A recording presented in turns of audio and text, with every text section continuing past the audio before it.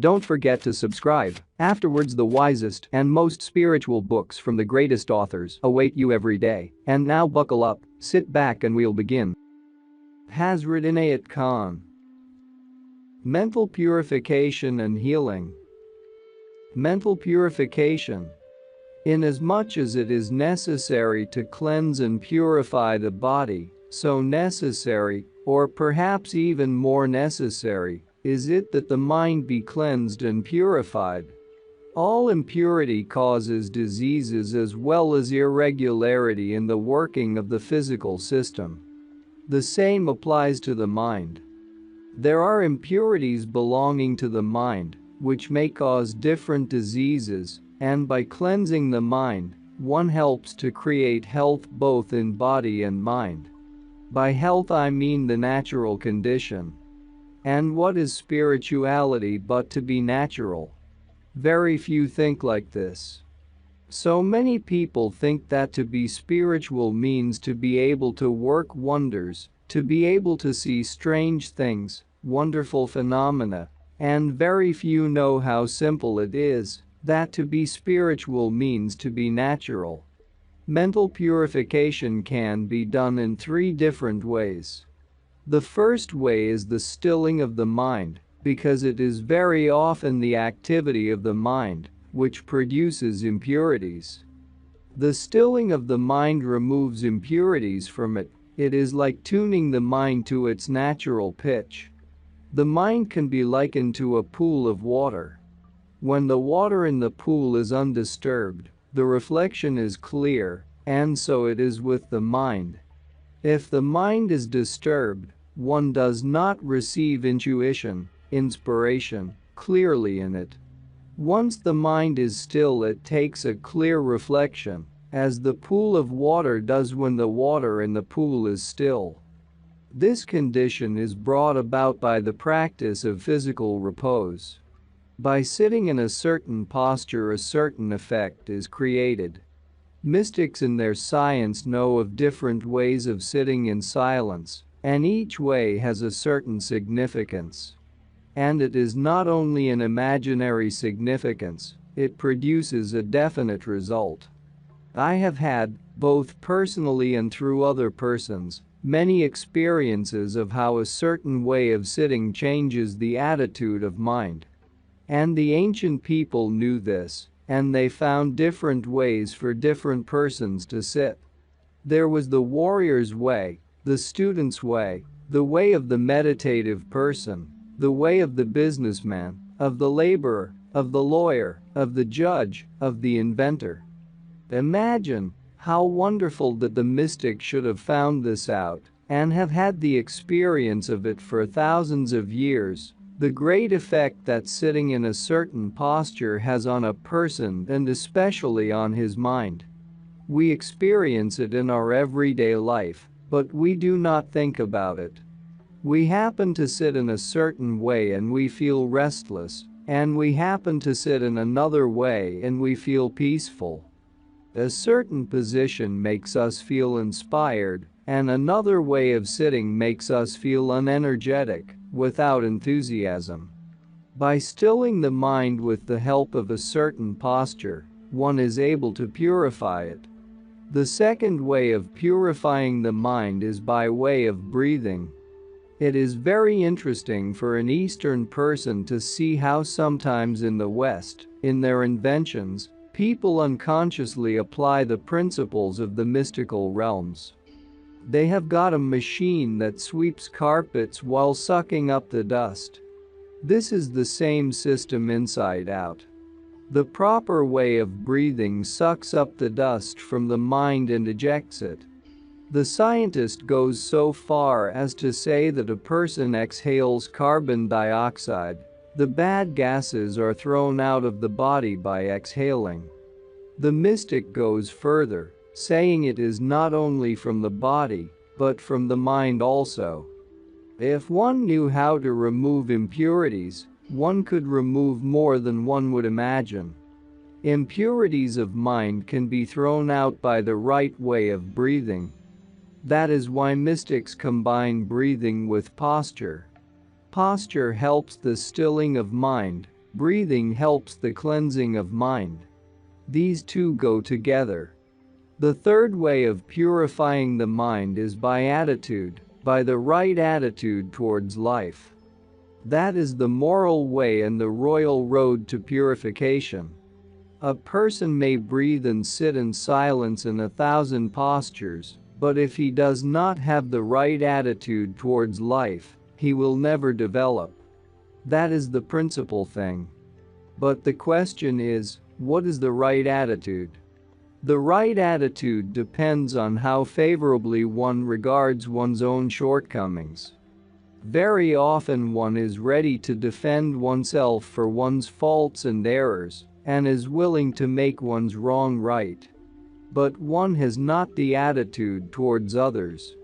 One takes them to task when it comes to judging them. It is so easy to disapprove of others.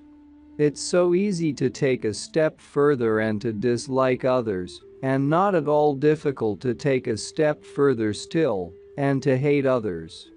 And when one is acting in this manner, one does not think one does any wrong. Although it is a condition which develops within, one only sees it without. All the badness, which accumulates within, one sees in another person. Therefore man is always in an illusion. He is always pleased with himself and always blaming others. And the extraordinary thing is that it is the most blameworthy who blames most. But it is expressed better the other way around. Because one blames most, one becomes most blameworthy. There is beauty of form, of color, of line, of manner, of character.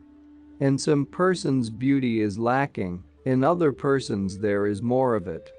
It is only the comparison that makes us think that one person is better than the other. If we did not compare, then every person would be good. It is the comparison which makes us consider one thing more beautiful than another. But if we look more carefully, we should see the beauty that is in that other one too. Very often our comparison is not right for the very reason that although today we determine in our mind what is good and beautiful, we are liable to change that conception in a month's, a year's time. That shows us that when we look at something, we are capable of appreciating it if its beauty manifests to our view. There is nothing to be surprised at when one person arrives at the stage where he says, "Everything I see in this world, I love it all in spite of all pains and struggles and difficulties, it is all worthwhile." But another says, "It is all miserable, life is ugly, there is no speck of beauty in this world." Each is right from his point of view. They are both sincere. But they differ because they look at it differently. Each of these persons has his reason to approve of life or to disapprove of it. Only, the one benefits himself by the vision of beauty, and the other loses by not appreciating it, by not seeing the beauty in it.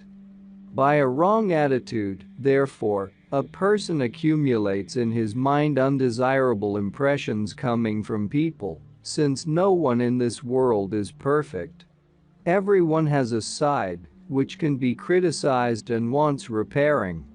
When one looks at that side, one accumulates impressions which make one more and more imperfect because they collect imperfection, and then that becomes one's world. And when the mind has become a sponge full of undesirable impressions, then what is emitted from it is undesirable also. No one can speak ill of another without making it his own. Because the one speaking ill of others is ill himself. Thus the purification of the mind, from a moral point of view, should be learned in one's everyday life. By trying to consider things sympathetically, favorably, by looking at others as one looks at oneself, by putting oneself in their position instead of accusing others on seeing their infirmities. Souls on earth are born imperfect and show imperfection, and from this they develop naturally, coming to perfection. If all were perfect, there would have been no purpose in their creation. And manifestation has taken place so that every being here may rise from imperfection towards perfection. That is the object and joy of life, and for that this world was created. And if we expected every person to be perfect and conditions to be perfect, then there would be no joy in living and no purpose in coming here. Purification of the mind therefore means to purify it from all undesirable impressions. Not only of the shortcomings of others, but one must arrive at the stage where one forgets one's own shortcomings. I have seen righteous people who have accused themselves of their errors until they became error themselves. Concentrating all the time on error means engraving the error upon the mind. The best principle is to forget others and to forget ourselves and to set our minds upon accumulating all that is good and beautiful. There is a very significant occupation among the street boys in India. They take the earth from a certain place, and they have a way of finding in that earth some metals such as gold or silver, and all day long their hands are in the dust. But looking for what? Looking for gold and silver. When in this world of imperfection we seek for all that is good and beautiful, there are many chances of disappointment. But at the same time, if we keep on looking for it, not looking at the dust but looking for the gold, we shall find it. And once we begin to find it, we shall find more and more. There comes a time in the life of a man when he can see some good in the worst man in the world. And when he has reached that point, though the good were covered with 1,000 covers, he would put his hand on what is good, because he looks for good and attracts what is good. The pure mind. The pure mind does not create phenomena, but it is a phenomena itself. A man who wanted a certain bracket for his room did not know where to go in the city to find it. But he had a definite idea in his mind of what it should be like, and as soon as he went out, the first shop that his eyes fell upon had the bracket in it. Perhaps throughout the whole city he could not have found another, but his mind brought him straight to the object he desired. What does this come from? It comes from purity of mind. Mind can be likened to water. Even to look at a stream of pure water running in all its purity is the greatest joy one can have, and drinking the pure water is so too. And so it is with the mind. Contact with the pure-minded is the greatest joy. Whether they speak with one or not, there emanates from them a purity, a natural purity, which is not man-made, but belongs to the soul, and gives one the greatest pleasure and joy. There are others who have learned to speak and entertain, and their manner is polish, their wit exaggeration, and their speech is artificial. What does it all amount to? If there is no purity of mind, nothing else can give that exquisite joy for which every soul yearns. There is a saying that a pure-minded person very often seems too good to live and appears to be devoid of common sense, that very often the pure-minded seem not to belong to this world. It is true, but it is not the fault of the pure-minded. It is the fault of the wicked world. The world has gone from bad to worse.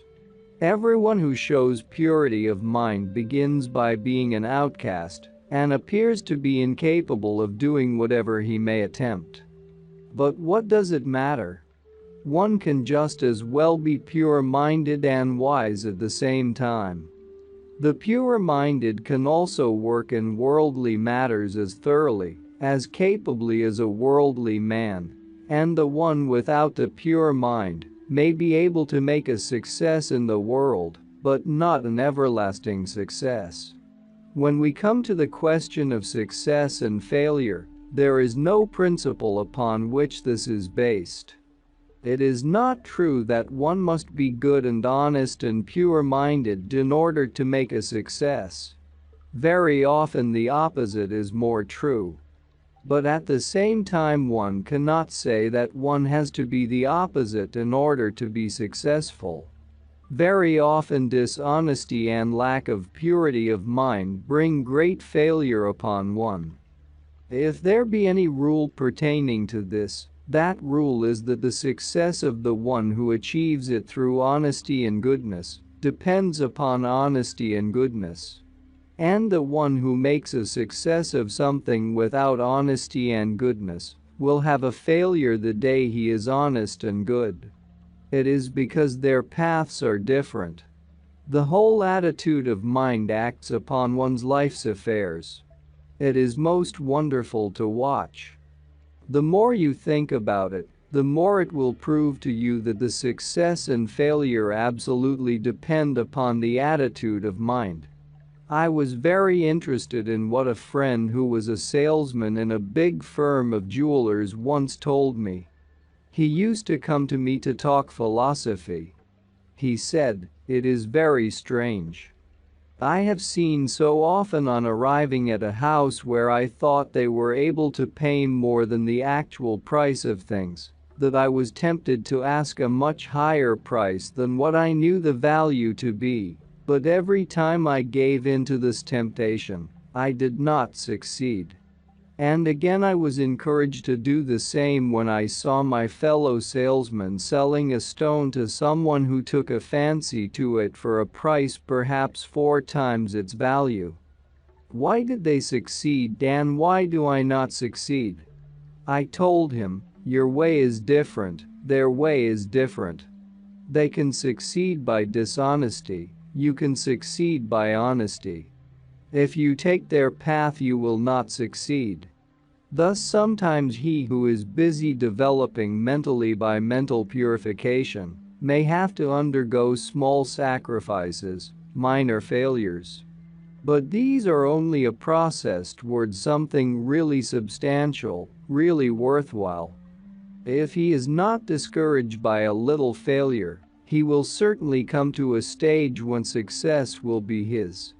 Purity of mind sets free springs of inspiration which otherwise are kept closed.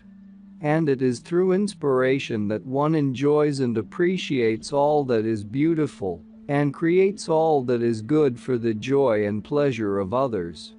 Once I visited the studio of a painter who had died.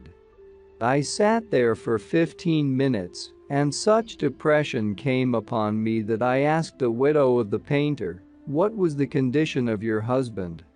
And she answered, "A terrible condition. His spirit was torn to pieces." I said, "That is what his pictures show." The effect was such that whoever saw those pictures underwent the same influence. If we have purity of mind, we create purity.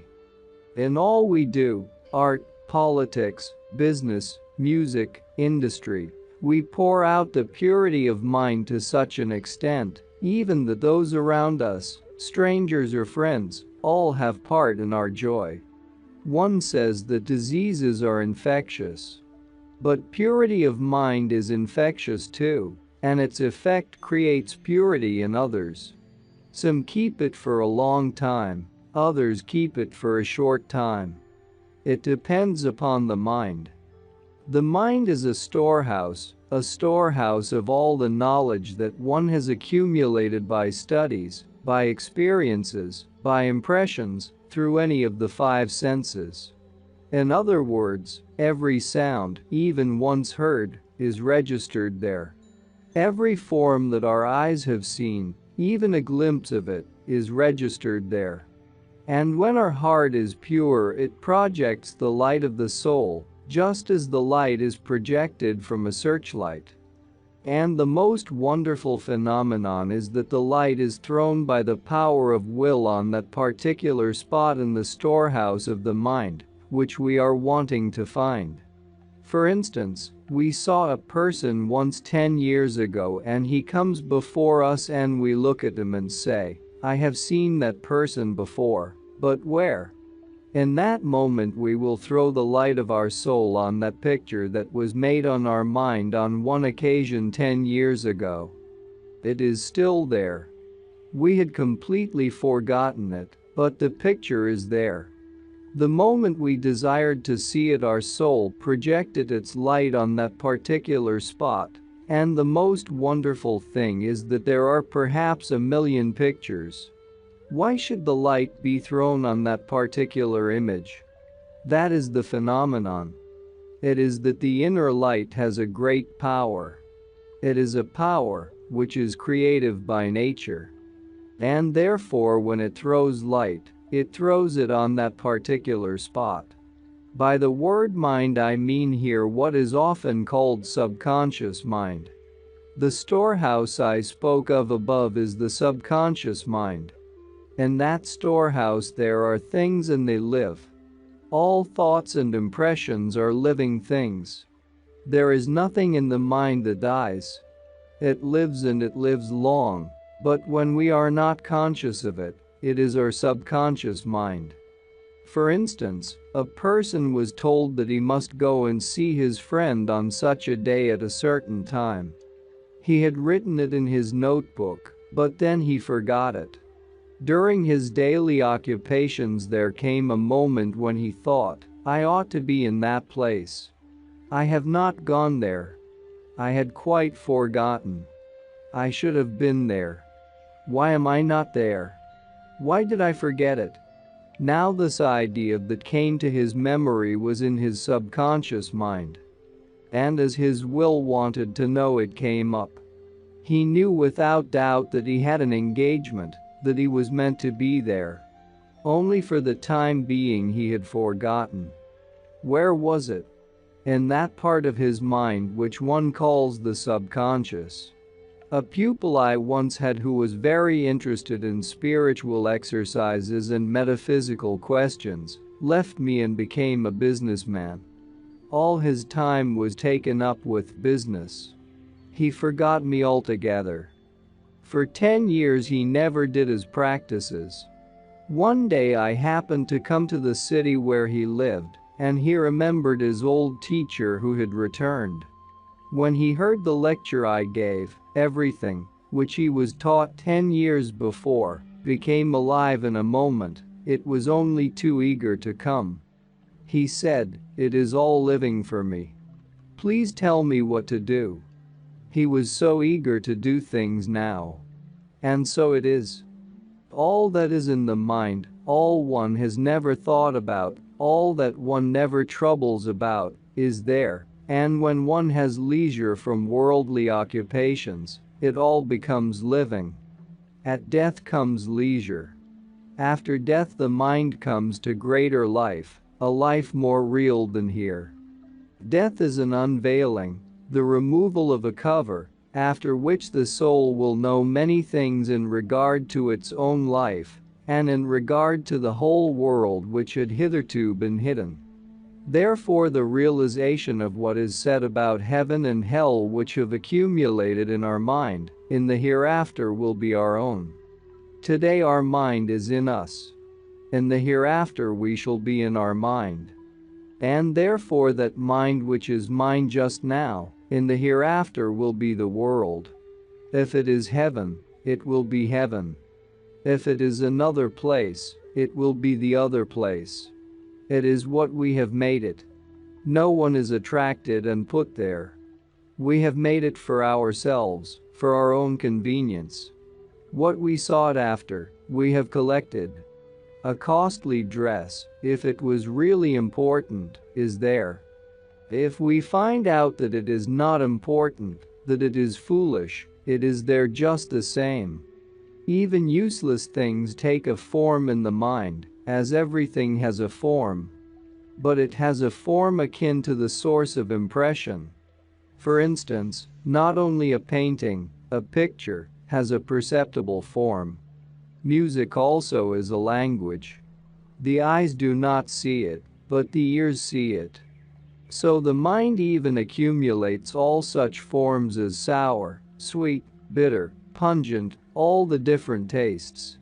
We do not see them, but they are registered in the mind in a form distinguished by us. The eyes do not see the form, but the mind sees it actually in the same way as we had once tasted it. To the mind all these forms are intelligible in the same way, exactly the same as when they come through the different senses. Various impressions remain in the mind after death. Because what is individual? Being individual is like being in a mist. When different physical organs cannot any longer hold the spirit, then they fail, and the spirit is finished with them. The body departs, the spirit remains. The spirit is as individual as the person was individual in the physical body. After the physical body has gone, the non-physical impressions are more distinct because the limitation of the physical body has fallen away. The physical body is a great limitation. When it has fallen away, individuality becomes more distinct, more capable of working than on the physical plane. Unlearning. It is most difficult to forget what one has once learned. Learning is one thing, and unlearning is another. The process of spiritual attainment is through unlearning. People consider their belief to be their religion. In reality, belief is a stepping stone to religion. Besides, if I were to picture belief, it is just like a staircase that leads on to a higher realization. But instead of going up the staircase, people stand on it. It is just like running water that does not flow anymore. People have made their belief rigid, and therefore instead of being benefited by their belief, they are going backwards. If it were not so, one would have thought that all the believers in God, in truth, and the hereafter would be better than the unbelievers. But what happens is that they are worse, because they have nailed their own feet to their belief. Very often I am in a position where I can say very little, especially when a person comes to me with his preconceived ideas and wants to take my direction, my guidance on the spiritual path. Yet at the same time, his first intention is to see if his thoughts fit in with mine, and if my thoughts fit in with his thoughts. He cannot make himself empty for the direction given. He has not come to follow my thoughts, but wants to confirm to himself that his idea is right. Among 100 persons who come for spiritual guidance, 90 come out of that tap. What does it show? That they do not want to give up their own idea, but they want to have it confirmed that the idea they have is right. Spiritual attainment, from beginning to end, is unlearning what one has learned. But how does one unlearn?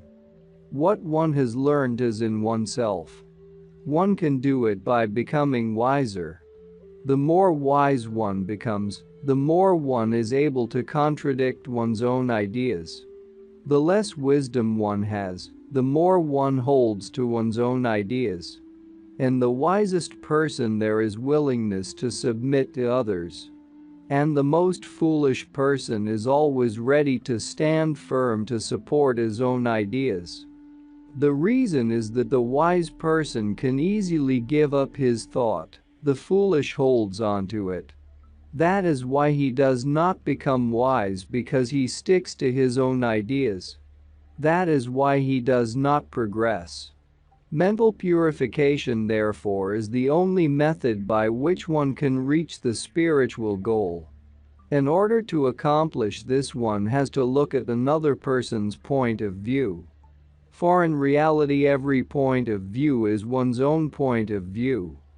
The vaster one becomes, the greater the realization that comes to one, the more one sees that every point of view is all right. If one is able to expand oneself to the consciousness of another person, one's consciousness becomes as large as two persons. And so it can be as large as 1,000 persons when one accustoms oneself to try and see what others think. The next step in mental purification is to be able to see the right of the wrong and the wrong of the right, and the evil of the good and the good of the evil. It is a difficult task, but once one has accomplished this, one rises above good and evil. One must be able to see the pain in pleasure and the pleasure in pain, the gain in the loss and the loss in the gain.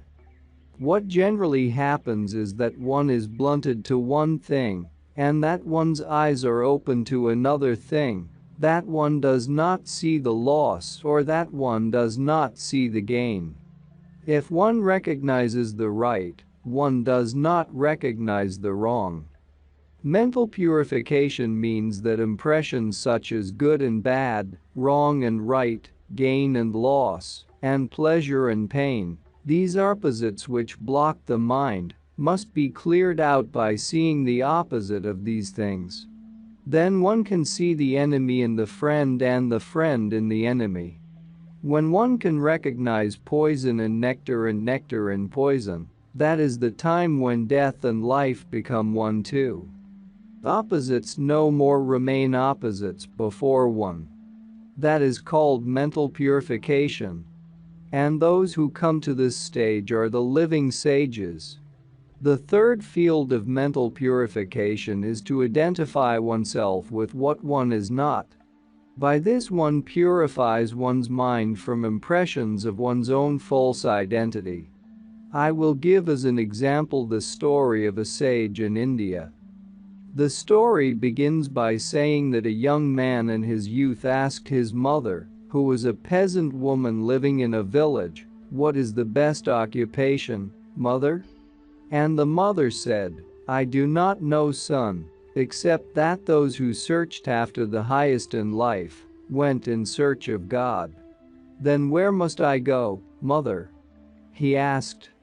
She answered, "I do not know whether it is practical or not, but they say in the solitude, in the forest." So he went there for a long time and lived a life of patience and solitude. And once or twice in between he came to see his mother. Sometimes his patience was exhausted, his heart broken. Sometimes he was disappointed in not finding God. And each time the mother sent him back with stronger advice. At the third visit he said, "Now I have been there a long time." "Yes," said the mother, "now I think you are ready to go to a teacher." So he went to see a teacher. And there were many pupils learning under that teacher. Every pupil had a little room to himself for meditation, and this pupil also was told to go into a certain room to meditate. The teacher asked, "Is there anything you love in the world?" This young man, having been away from home since childhood, having not seen anything of the world, could think of no one he knew, except of the little cow that was in his house. He said, "I love the cow in our house." The teacher said, "Then think of the cow in your meditation." All the other pupils came and went, and sat in their room for 15 minutes for a little meditation. Then they got tired and went away, but this young man remained sitting there from the time the teacher had told him. After some time the teacher asked, "Where is he?" The other pupils answered, "We don't know. He must be in his room." They went to look for him. The door was closed and there was no answer. The teacher went himself and opened the door, and there he saw the pupil sitting in meditation, fully absorbed in it. And when the teacher called him by name, he answered in the sound of a cow. The teacher said, "Come out." He answered, "My horns are too large to pass through the door." Then the teacher said to his pupils, "Look, this is the living example of meditation. You are meditating on God and you do not know where God is, but he is meditating on the cow and he has become the cow, he has lost his identity. He has identified himself with the object on which he meditates." All the difficulty in our life is that we cannot come out of a false conception. I will give another example. Once I was trying to help a person who was ill, who had had rheumatism for 20 years. This woman was in bed. She could not move her joints. I came to her and told her, "Now you will do this, and I will come again in 2 weeks' time." And when after 2 weeks I came, she had already begun to move her joints. And I said, "In 6 weeks I will come back." And in 6 weeks she got up from bed and had still greater hope of being cured. Nevertheless, her patience was not so great as it ought to have been. One day she was lying in bed and thought, "Can I ever be cured?" The moment she had that thought, she went back to the same condition, because her soul had identified itself with a sick person. For her to see her own well-being was impossible. She could not imagine that she would ever be quite well. She could not believe her eyes that her joints were moving.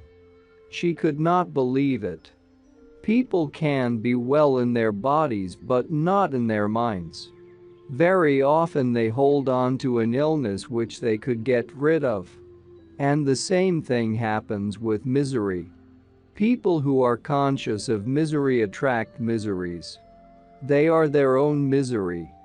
It is not that misfortune is interested in them, but that they are interested in misfortune. Misfortune does not choose people. People choose misfortune. They hold that thought, and that thought becomes their own. When a person is convinced that he is going downward, he goes downward. His thought is helping him to sink. Therefore, the third aspect of mental purification is to be able to identify oneself with something else. The Sufis have their own way of teaching it. Very often one holds the idea of one's spiritual teacher, and with that idea, one gains the knowledge and inspiration and power that the spiritual teacher has. It is just like a heritage. The man who cannot concentrate so much as to forget himself and go deep into the subject on which he concentrates will not succeed in mastering concentration. The fourth mental purification is to free oneself from a form and have the sense of the abstract. Everything suggests to the eye a form, everything, even so much that if the name of a person whom one has never seen is mentioned, one makes a form of him. Even such things as fairies and spirits and angels, as soon as they are mentioned, are always pictured in a certain form. This is a hindrance to attaining the presence of the formless, and therefore this mental purification is of very great importance. Its purpose is to be able to think of an idea without form. No doubt this is only attained by great concentration and meditation, but once it is attained it is most satisfactory. And the fifth way is to be able to repose one's mind. In other words, to relax the mind. Imagine, after having toiled for the whole day, how much the body stands in need of rest. How much more then must a mind stand in need of rest? The mind works much faster than the body. Naturally, the mind is much more tired than the body.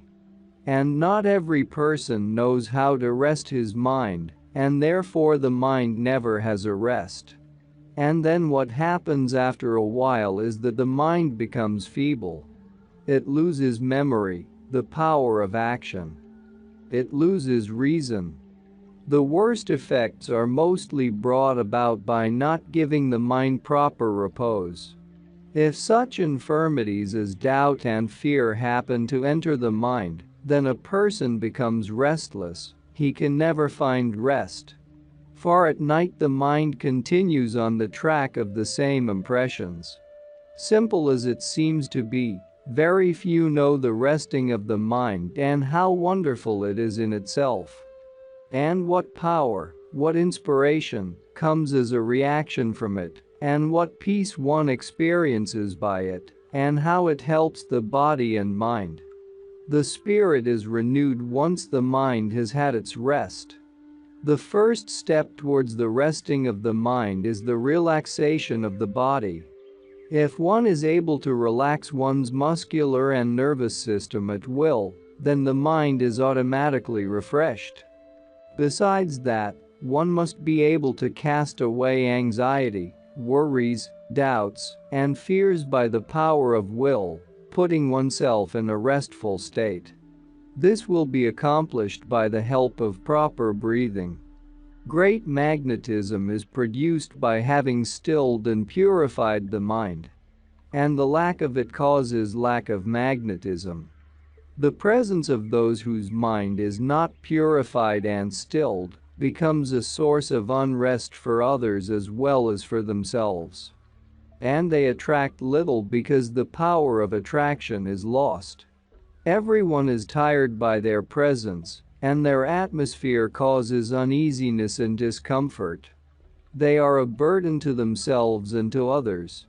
Once the mind is purified, the next step is the cultivation of the heart quality, which culminates in spiritual attainment. The distinction between the subtle and the gross. There is a verse in the Bible, "It is the spirit that quickeneth, the flesh profiteth nothing." So what we call living is subtle, what is dead is coarse. In other words, what is dense is coarse, and what is fine is subtle. It is true as the Hindus say that there was a golden age, then a silver age, a copper age, and an iron age. Certainly, we are in the iron age. Never before in any period of history was there such grossness and denseness as mankind shows today. And it has come about by the law of gravitation. When the consciousness is absorbed in the gross matter, then a person gravitates towards the earth. When the consciousness is released from the gross matter, then it soars towards heaven. I do not mean to say that people were not gross 2,000 or 3,000 years ago. But when we study traditions, we find that they were also very fine and subtle in perception, more than we are today. Our contact with the earth and earthly things has made us more rigid. They were more placid. And if we want proof of this, we have only to study ancient languages such as Sanskrit, Zend, Persian, Hebrew, and see the manuscripts of ancient times and the way they explain things. Maybe they are quite strange to our present-day mentality and perception, yet their fineness is beyond words. And it seems we are going from bad to worse and are becoming coarser every day. If we only realized how far we are removed from what may be called fine perception. When a person tries to understand subtle things by mathematical calculations alone, he has come into the dense sphere. He does not want to become fine, and he wants to make the spirit, which is the finest thing, gross and intelligible.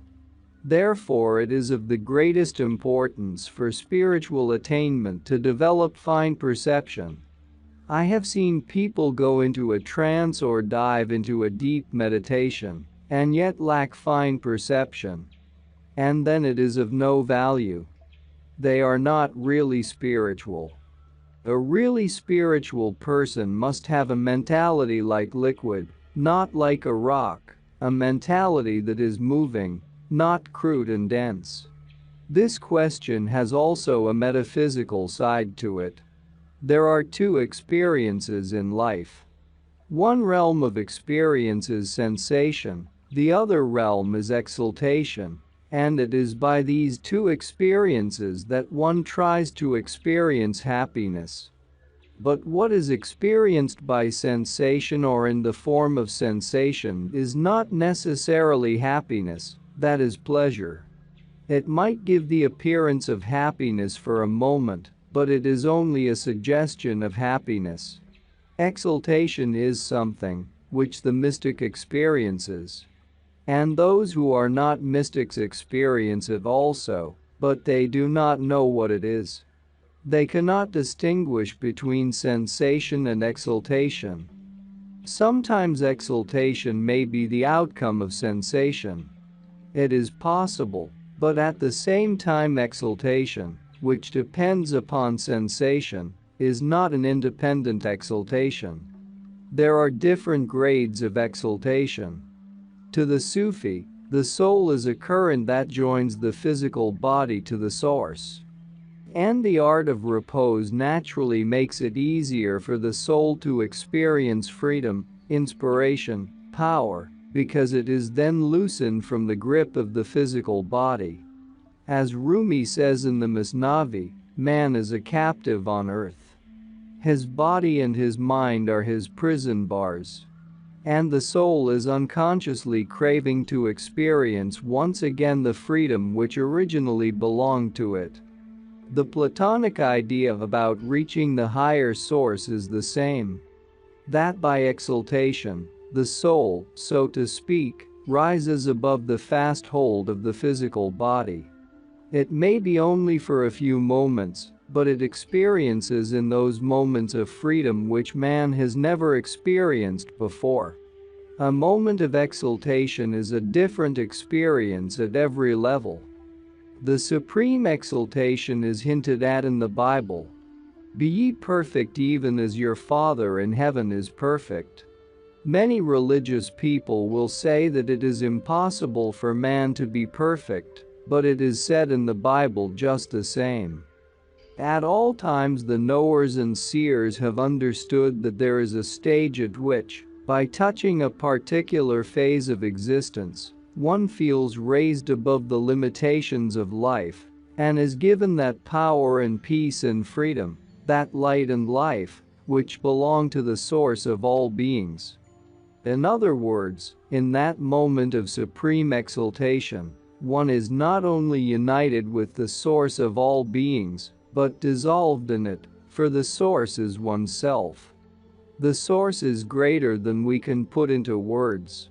We can try to conceive it by comparing it with a seed, which is the source of the flower, the leaves, the stem, the branches, and the fragrance.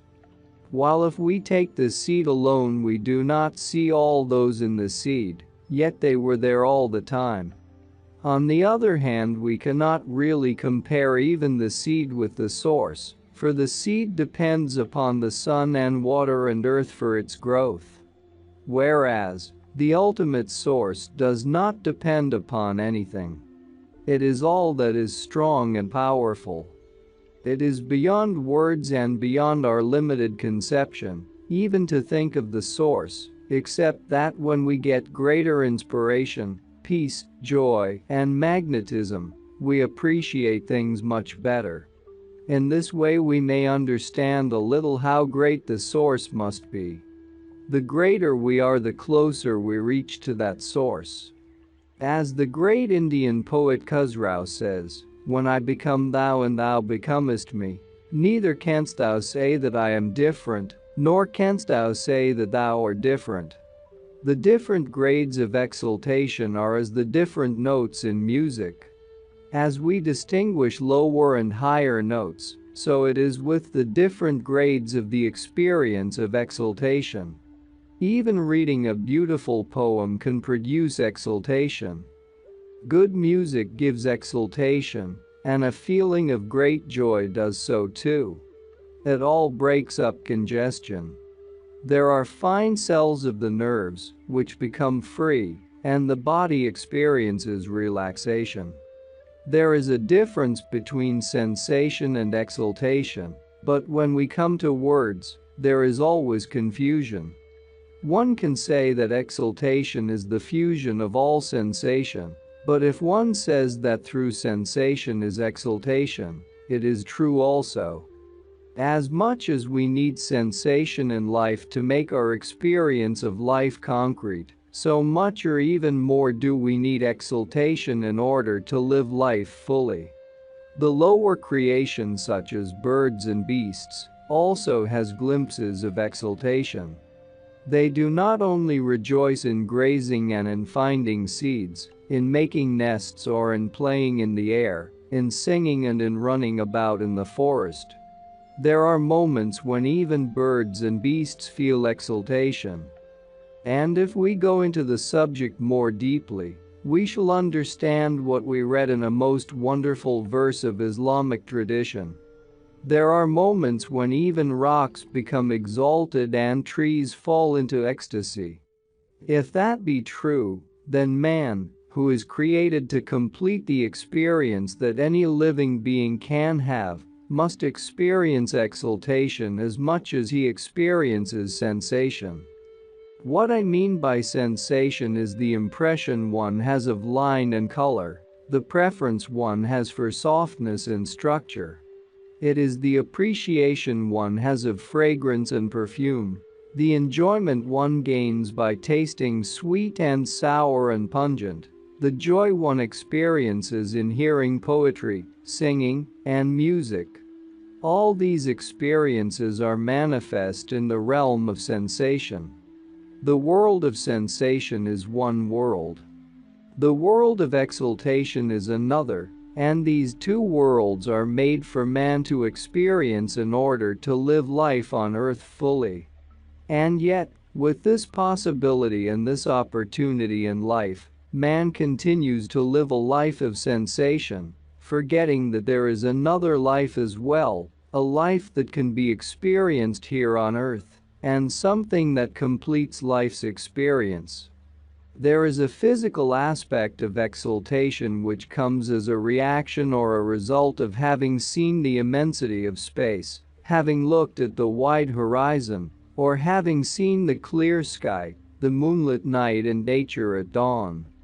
Looking at the rising sun, watching the setting sun, looking at the horizon from the sea, being in the midst of nature, looking at the world from the top of a mountain, all these experiences, even such an experience as watching the little smiles of an innocent infant, these experiences lift one up and give one a feeling which one cannot call sensation.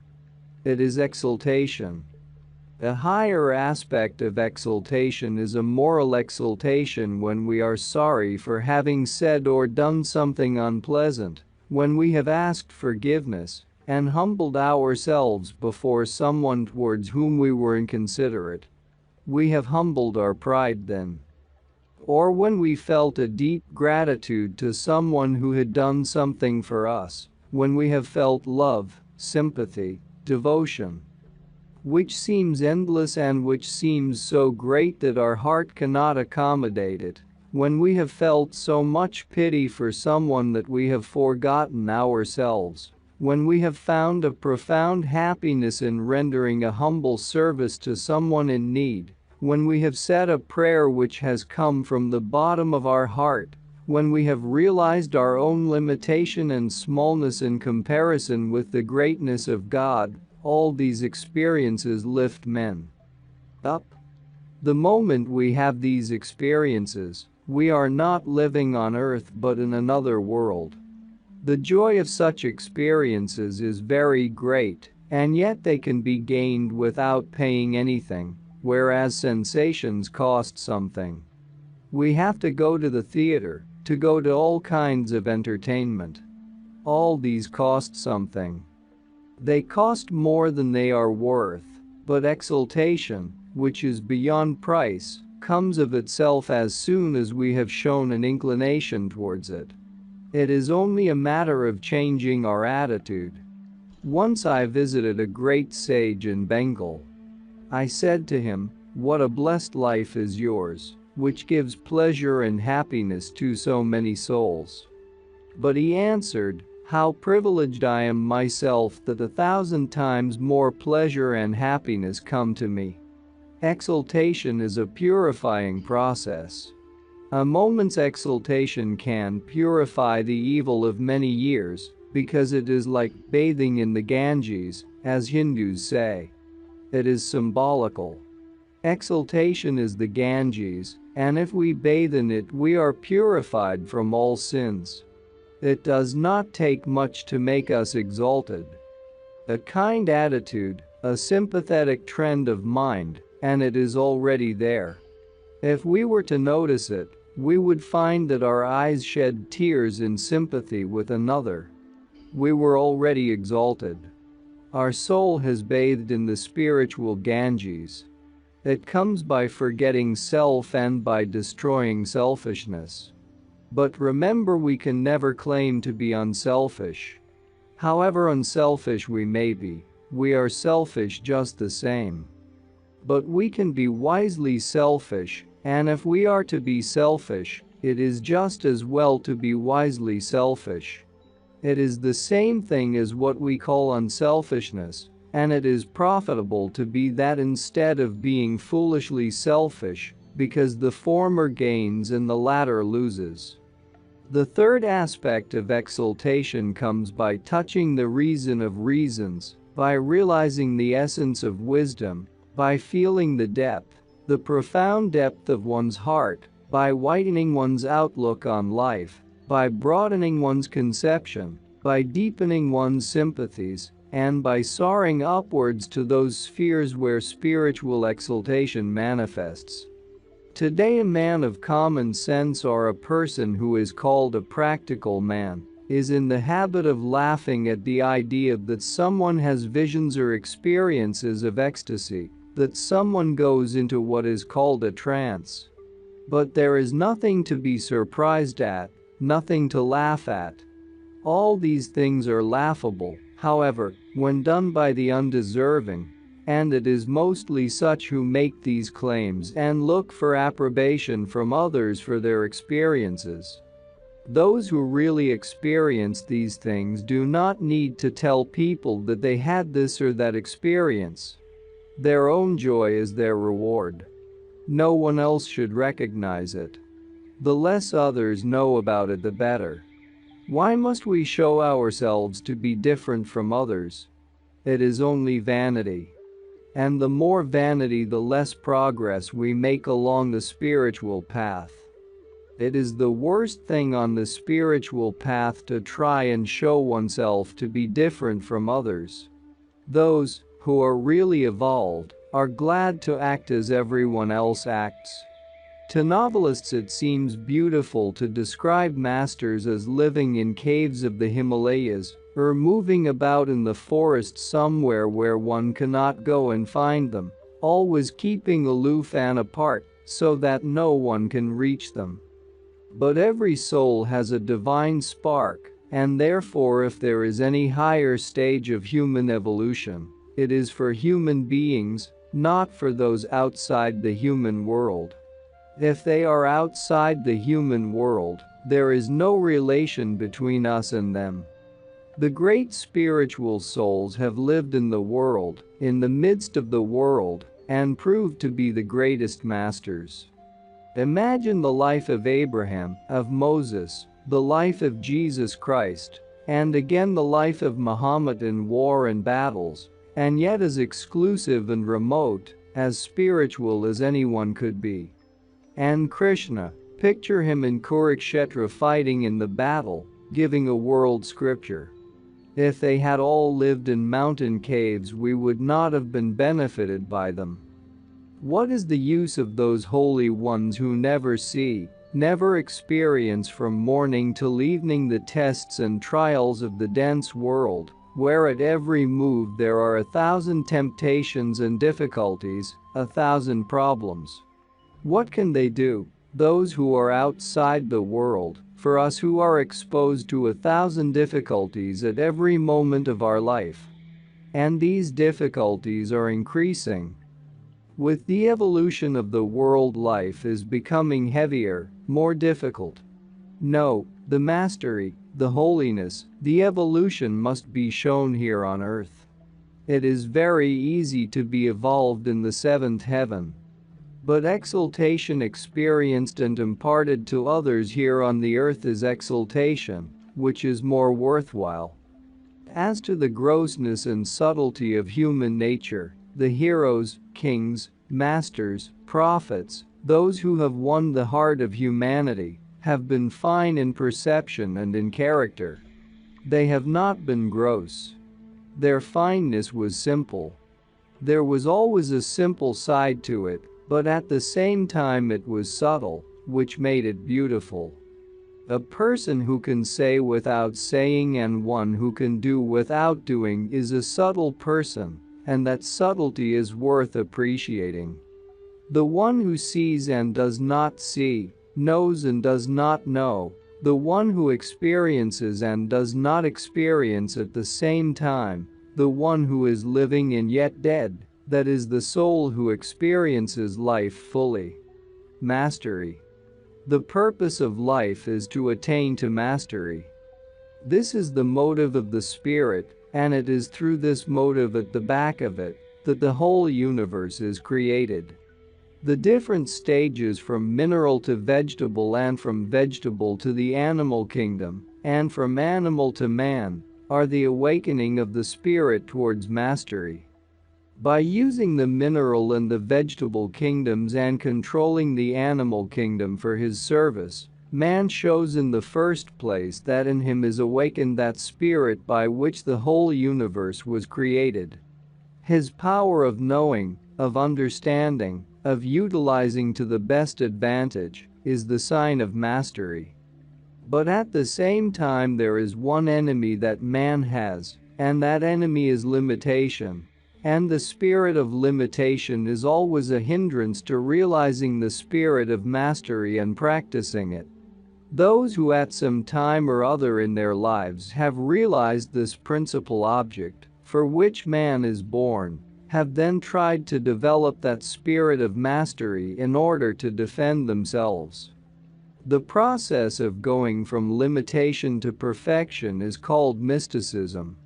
Mysticism means developing from limitation to perfection. All pain and failure belong to limitation. All pleasure and success belong to perfection. In one's own surroundings, one will find that those who are unhappy and dissatisfied with life and who make others unhappy are those who are more limited. Those who can help themselves and help others, who are happy and bring pleasure into the lives of others, are nearer to perfection. What is meant by limitation and what by perfection? These are only conditions of the consciousness. When one is conscious of limitation, one is limited. When one is conscious of perfection, one is perfect. Because he who is limited in the limited consciousness is the same as he who is perfect in the perfect consciousness. To give an example, there was a son of a rich man who had plenty of money put in his name in the bank. But he did not know this, and when he wished to spend some money he found very little in his pocket. This made him limited. In reality his father had put a large sum in the bank, but he was not conscious of it. It is exactly the same with every soul. Every soul is conscious of what it possesses and is unconscious of what is put in its name. What is within one's reach, one feels to be one's own, but what does not seem to be within one's reach, one considers to be outside. This is natural. But wisdom opens a door to look out and see if that which seems outside is not meant to be known too. Sometimes, the mastery of life is known to a person. He may not be a mystic, but if his time comes, he knows it. One day I was interested when a man, who had done nothing but business all his life and made himself so rich that he was perhaps one of the richest men in the country, wanted to show me his park, a beautiful park he had around his house. While I was his guest we were taking a walk. He said, "It is wonderful to come here into my park in the morning and evening." I asked him, "How far does your park extend?" And he said, "Do you want to know? Do you see the horizon from here?" I said, "Yes." He told me, "All this land is mine and the sea besides. All that you can see." It was a wonderful answer, and an example of the theory I have mentioned. He was not only conscious of what he possessed, but of all that was there. He did not make a dividing line between what was his own and what was beyond. It is a mystery, and it is difficult for anyone to look at life in this way. But this man who was in business, this man who never even thought of mysticism, could also arrive at the conception which the mystic discovers after years of meditation. It was a purely mystical conception. When dervishes, who sometimes have patched sleeves or are scantily clad, who sometimes have food and sometimes not, address one another, they say, "O King of Kings, O Emperor of Emperors." It is the consciousness of what is king or emperor, which is before them. The boundary of their kingdom is not limited. The whole universe is their kingdom. It is in this way that a soul proceeds towards perfection, by opening the consciousness and raising it higher. When the soul evolves spiritually, it rises to a height where it sees a wider horizon, therefore its possession becomes greater. You might say, by looking at the horizon it does not become our possession. What we possess is what we call our own. But Columbus first saw America. He did not possess it first. The possession came afterwards. The first thing is to see, afterwards we possess. But if we do not see, how can we possess? And without seeing our possession, it is not our possession. There are two different ways, two different angles from which one should look at perfection. One way is likened to a perpendicular line and the other to a horizontal line. The way, which is likened to a perpendicular line, is the reaching of the knowledge within. How does one reach this knowledge? First of all, by concentration one reaches the knowledge within, which means one is able to see concretely and to be conscious of something which is apart from one's physical body. A person may be conscious of a poem, a word, a picture, an idea or something, and if he can be so conscious of it that he can lose the consciousness of his limited body for a moment, that is the first step. Although it seems very easy, it is not so easy.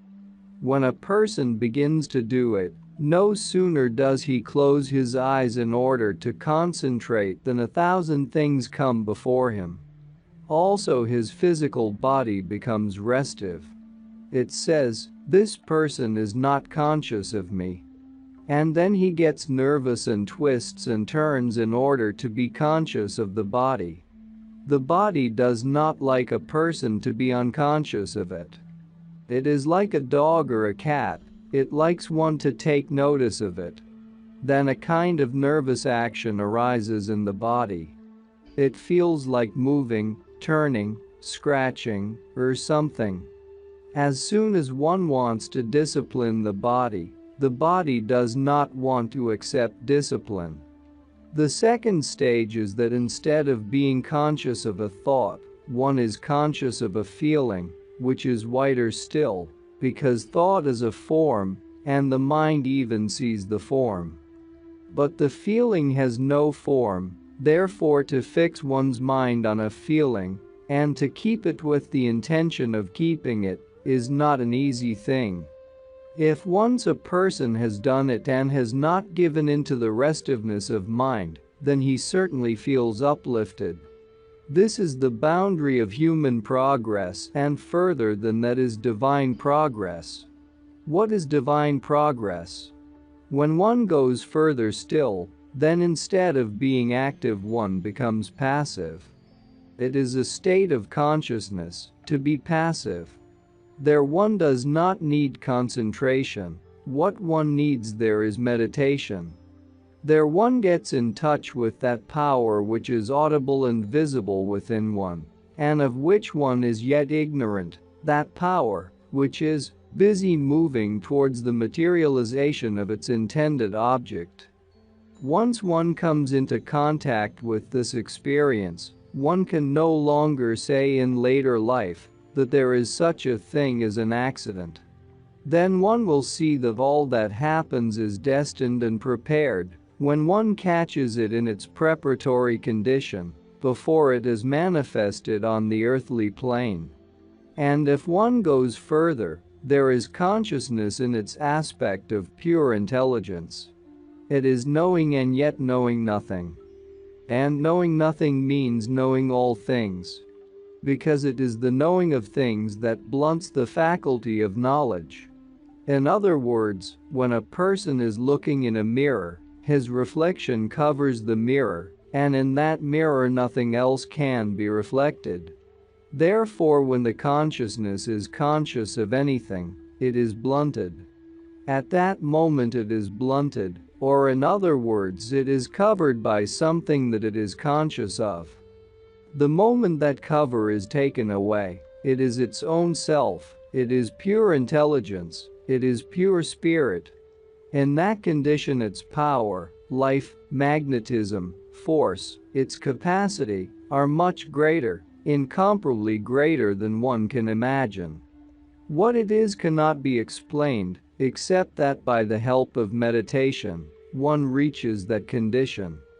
And if one goes higher still, it is not even consciousness, it is a kind of omniscient condition, which is the sign of inner perfection. This is one direction of progress. There is another direction of progress, that is to see oneself reflected in another.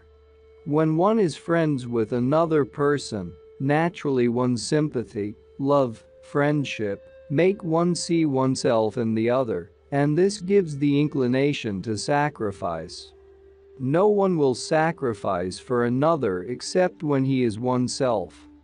If this feeling develops, it extends further, not only with the friend, with the neighbor, but with the stranger, with the beast and bird and insect. One is in at one ment with all living beings, and it gives one as much insight into another as the other person has into himself. One knows as much about him as he knows, even more. This is the simplest phenomenon of this consciousness, not to work wonders. It brings a quick proof that one knows as much about another person as he knows himself. But there is another, moral proof, that one becomes friends with the wise and foolish, with the virtuous and wicked, more and more, as if one attracted them. One cannot help it. Sympathy is so powerful that even enemies are melted sooner or later. It is not just a tale that Daniel was sent to the mountain cave and the lions were tamed. In order to see this phenomenon, one need not go to the mountains. In this world there are worse than lions. Good natures and bad natures, possible and impossible people, and if one can subdue them, one has accomplished something, for it requires a greater power than calming lions. One can think of different ideas. Agitated ones, antagonistic ones, blunted ones, ignorant ones, ideas full of falsehood or jealousy. How many swords and poisons there are in this world. And it is only one power, the power of one's sympathy, that assimilates all poisonous influences. It takes away their poison, and it does not hurt oneself.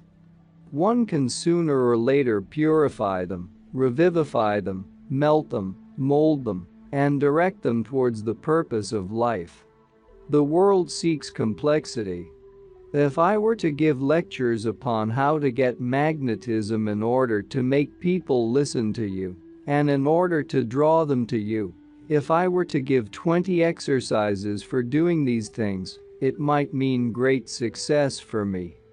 But if I tell you simple things like this, that it is the deepening of your sympathy, the awakening of that sympathetic spirit in you which is every power and magnetism, and the expansion of which means spiritual unfoldment, then there will be few to understand. For human beings do not want simple teaching, they want complexity. And then there is another stage of expansion, and that is trying to look at everything from another's point of view also, trying to think also as the other person thinks. This is not an easy thing because from one's childhood, One learns to think so that one stands upon one's own thought. One does not move to another's thought. The very fact that one has a thought oneself keeps one to it.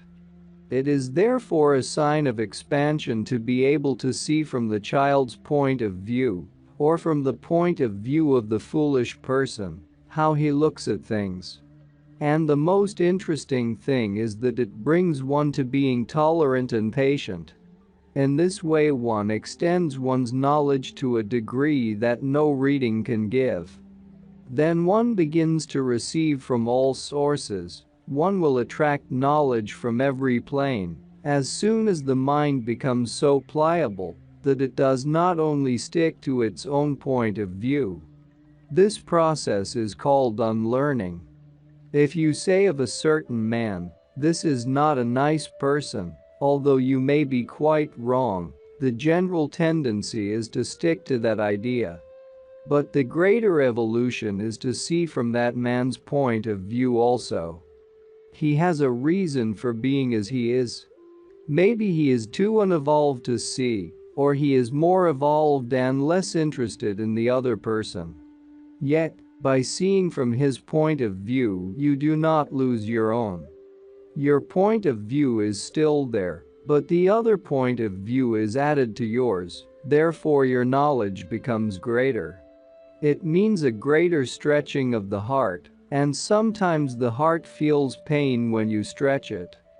But by stretching the heart and by making it larger and larger, you turn your heart into the sacred book. And the third aspect is to feel another person. A man is very often different from what he appears and from what he thinks. Sometimes he acts and speaks quite differently from his feelings. And if your feelings can know the feelings of another, this is a high aspect. You become a highly evolved personality when the feelings of another can tell you much more than his words and actions can. And sometimes they can give you quite a different opinion of a person from what you have had if you had only seen him and heard him speak. When one has arrived at this point, human evolution ends and divine evolution begins. Then no doubt one gets insight into what happens in the spirit of man, if he is going to succeed or not, if he is going to be happy or not, or what he is going to accomplish, because there is something going on within that person, preparing his plan of tomorrow. You begin to touch it and begin to get the impression of it. And that impression is as clear sometimes as anything visible and audible could be. If you go further, then you unite with everything. And this consciousness distance is no longer distance.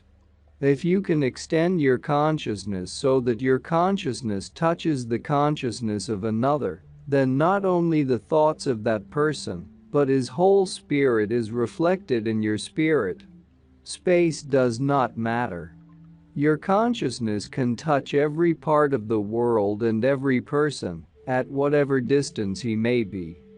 And if you go still further, then you can only realize that you are connected with all beings.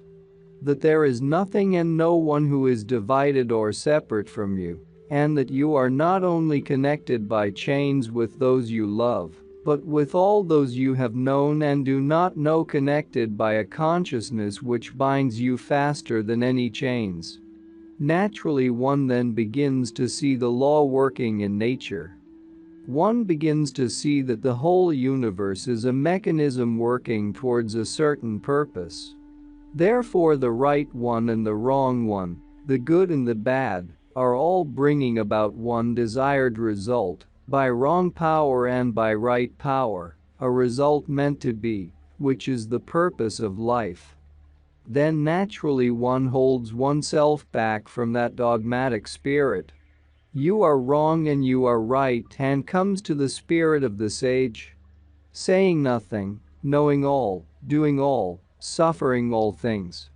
This makes one the friend of all and the servant of all.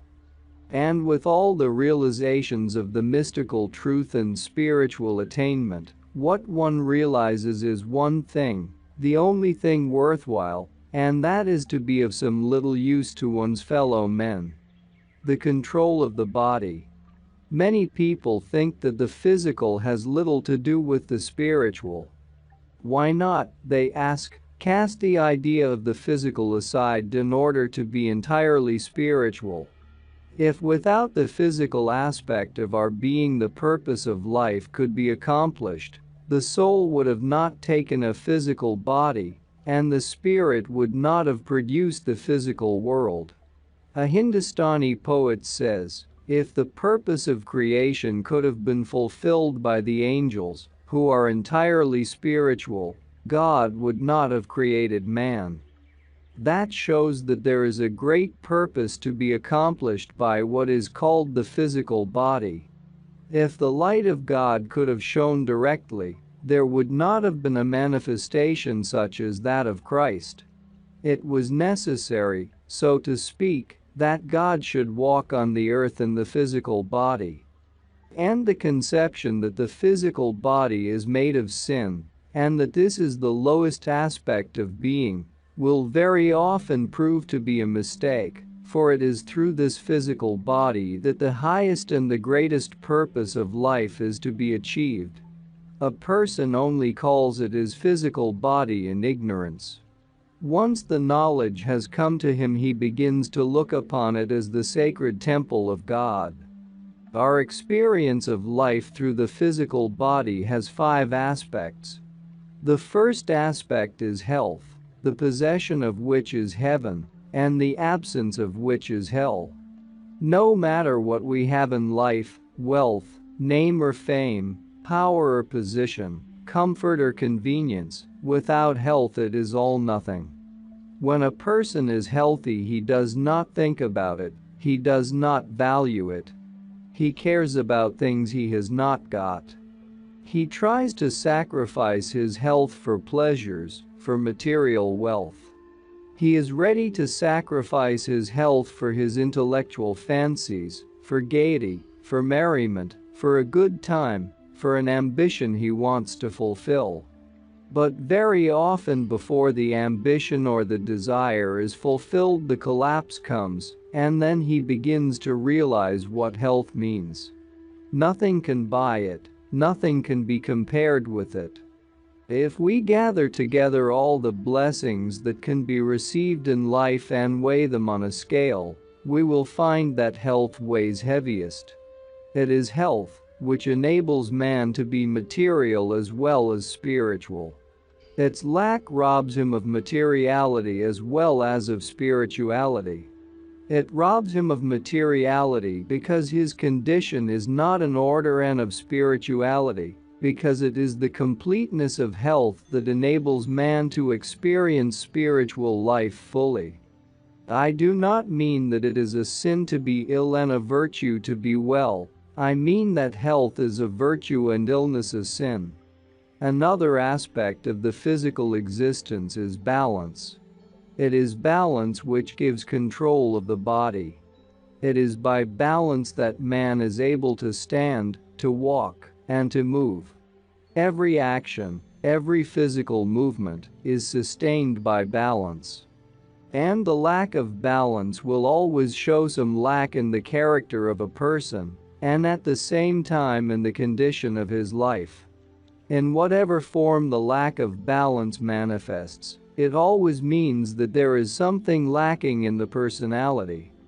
If one studies the walk of a person, the way he moves or looks, everything he does, one sees that whenever balance is lacking, something is lacking behind this which one may not have known, but which one will find out in time. For instance, when a person is wobbling, do not believe that it is only an outside defect, it has something to do with that man's character. As he is wobbling in walking, so he will be wobbling in his determination, in his belief. Just as the physician sees the internal condition in the eyes and on the tongue of the patient, so the wise see all that pertains to a man in his every movement, especially by watching the balance. Many Western readers of Oriental philosophy have asked me, Why is it that your adepts in the East practice acrobatics, sitting in certain postures, standing on one leg, on their heads, sitting cross-legged in one position for a long time, and many other strange things that one would not think of a spiritual person doing? What spirituality is there to be attained by it? We consider that these things belong to acrobatics and athletics. And I have answered that all such things as sports and athletic and acrobatic practices, when done as a pastime, abuse energy, time, and work. One does not get the full benefit out of them, but the adepts use them towards a higher purpose. There is nothing in this world, if properly practiced, which will not prove to be beneficial in spiritual attainment. Do not think that going to church or temple and offering prayers, or sitting in silence with closed eyes, is the only way to spiritual attainment. But if we turn all things we do in our everyday life towards the spiritual goal, this will help us in our spiritual attainment. Besides, going to church once a week involves very little spiritual work. Even when we say our prayers every night before going to bed, very little spiritual work is done. For every moment of the day we live in illusion. Everything we do has the effect of covering our spiritual vision. That is why every moment of the day we should have a concentration. How can we do this if we have our business, industry, profession, and 1,000 things to do in everyday life? The answer is that we should turn all things that we do into a prayer. Then whatever be our profession, work, and occupation in daily life, it will all help us to spiritual attainment. Then our every action will become a prayer. Every move we make towards the south, the north, the west, or the east will point to the spiritual goal. Not everyone realizes to what extent he lacks balance in his life. Among 100 persons you can hardly find one really balanced. There is a spiritual balance also, but this spiritual balance is attained by first balancing the physical body and its movements. The third aspect of our physical existence is the perfecting of our body, in other words, the fineness, the sensitiveness of the body. There is a spiritual temperament, and that temperament you can see from a person's body. There are sensitive people, maybe a little bit nervous, and then there are dense people who have quite a different aspect. A sensitive person who can appreciate music, who can respond to the beauty of line and color, who can enjoy a salt and sweet, a sour and bitter taste fully, who can feel cold and heat, who can perceive fragrance, distinguish all these, it is he who is born with a spiritual temperament. The person who has no love for music, who cannot appreciate fragrance, who cannot understand the beauty of line and color, that person is dense, and it will take time for him to develop. Therefore, the experience of all the joy and pleasure that life offers is not in materiality, it is in spirituality. It is not the material person who experiences life fully, it is the spiritual person who does so. One might ask, then what about these ascetics who lived the life of a hermit in solitude, who did not eat proper food, who kept themselves away from all comfort and beauty of life? These are not for everyone to follow. At the same time, it is a mistake to criticize them. Such people are the ones who make experiments of life by the sacrifice of all the joy and pleasure that the earth can give. By their solitude they experiment, just as a scientist shuts himself up in his laboratory for years and years. And these ascetics who left everything in the world also attained a certain knowledge which they give us. It is not a principle for everyone to follow, for spirituality does not depend upon such things. Why are the eyes given if not to appreciate all that is beautiful? Why are the ears given if one may not enjoy music?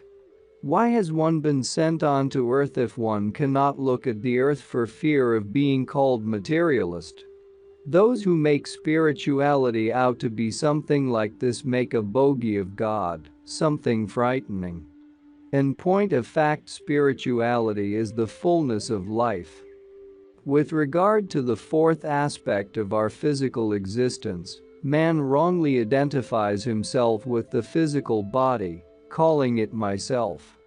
And when the physical body is in pain, he says, I am ill, because he identifies himself with something which belongs to him, but which is not himself. The first thing to learn in the spiritual path is to recognize the physical body not as oneself, but as an instrument, a vehicle, through which to experience life. This instrument is so equipped that one may be able to experience all that is worth experiencing outside oneself, and also all that is worth experiencing within oneself. When a child is born and brought up, its first tendency is to enjoy and experience all that is outside itself, and the man usually gets no chance to experience what is within himself. But at the same time, the body is equipped with the instrument, with the means, by which to experience both the life outside and the life within. If a person does not use his hand or his leg for many years, the outcome will be that it loses its vitality, life, energy, and will no longer be of any use. We know the use of our hands and feet, which are outer parts of the physical mechanism. But there are inner and finer parts of the physical mechanism which mystics have called centers, each center having its particular object: intuition, inspiration, impression, revelation, which are all realized through the medium of these centers. As the organs of our senses can experience life that is around us, so the nervous centers can experience life that is within us. But when these centers are not used for many years, they become blunted, not destroyed but blunted, and can no longer be put to the use for which they exist. Many who embark upon spiritual work guided by a proper teacher begin to feel a sensation in the middle of the forehead, as if something is awakening there. After some time, they begin more and more to notice a sphere of which they were quite ignorant. There are some who begin to notice a feeling in the solar plexus, which they did not have before. If that feeling is awakened, they naturally become more intuitive. Some feel a certain sensitiveness on the top of their head, or in the center of their throat. With their growth, they feel it more and more. Among these people, there will doubtless be found some who are intuitive by nature. The difference between those whose nervous centers respond and those whose nervous centers do not respond is that of rock and plant. The rock does not respond to sympathy, but the plant does. And so the ones whose intuitive centers are awakened to some extent begin to feel intuitive, and then inspiration and revelation follow. But one should bear in mind that these things are not to be talked about. Those who know least talk most, and then if those who are not yet ready to know these secrets get hold of some theory or other of this kind, they speak about it to everybody. And then they write a book about their own wrong conceptions. They have never had the patience, perseverance, and right guidance to help them, and often they go astray, and many of them have damaged their health and got out of balance, trying to awaken centers. They make light of something which is most serious, most sacred, and which leads to spiritual attainment. Others make fun of it, those of the wrong quality who cannot perceive sympathy as a plant perceives it. They do not see the possibilities in themselves and mock at those who do not perceive, and in this way a science, which is the highest of all sciences, has been abused and laughed at. In the East, a teacher does not give guidance until he has full confidence in the pupil, so as not to allow that which is most sacred to be mocked and laughed at by others. When he gives an initiation, the pupil takes an oath that he will not speak about these things before those unaware of their value, importance, and sacredness, and only then is he guided. Also, every individual is guided by the teacher separately. Finally, there is the fifth aspect of our physical existence. There are two things: sensation and exaltation. Through sensation, one experiences pleasure. Through exaltation, one experiences joy. There is a difference between joy and pleasure.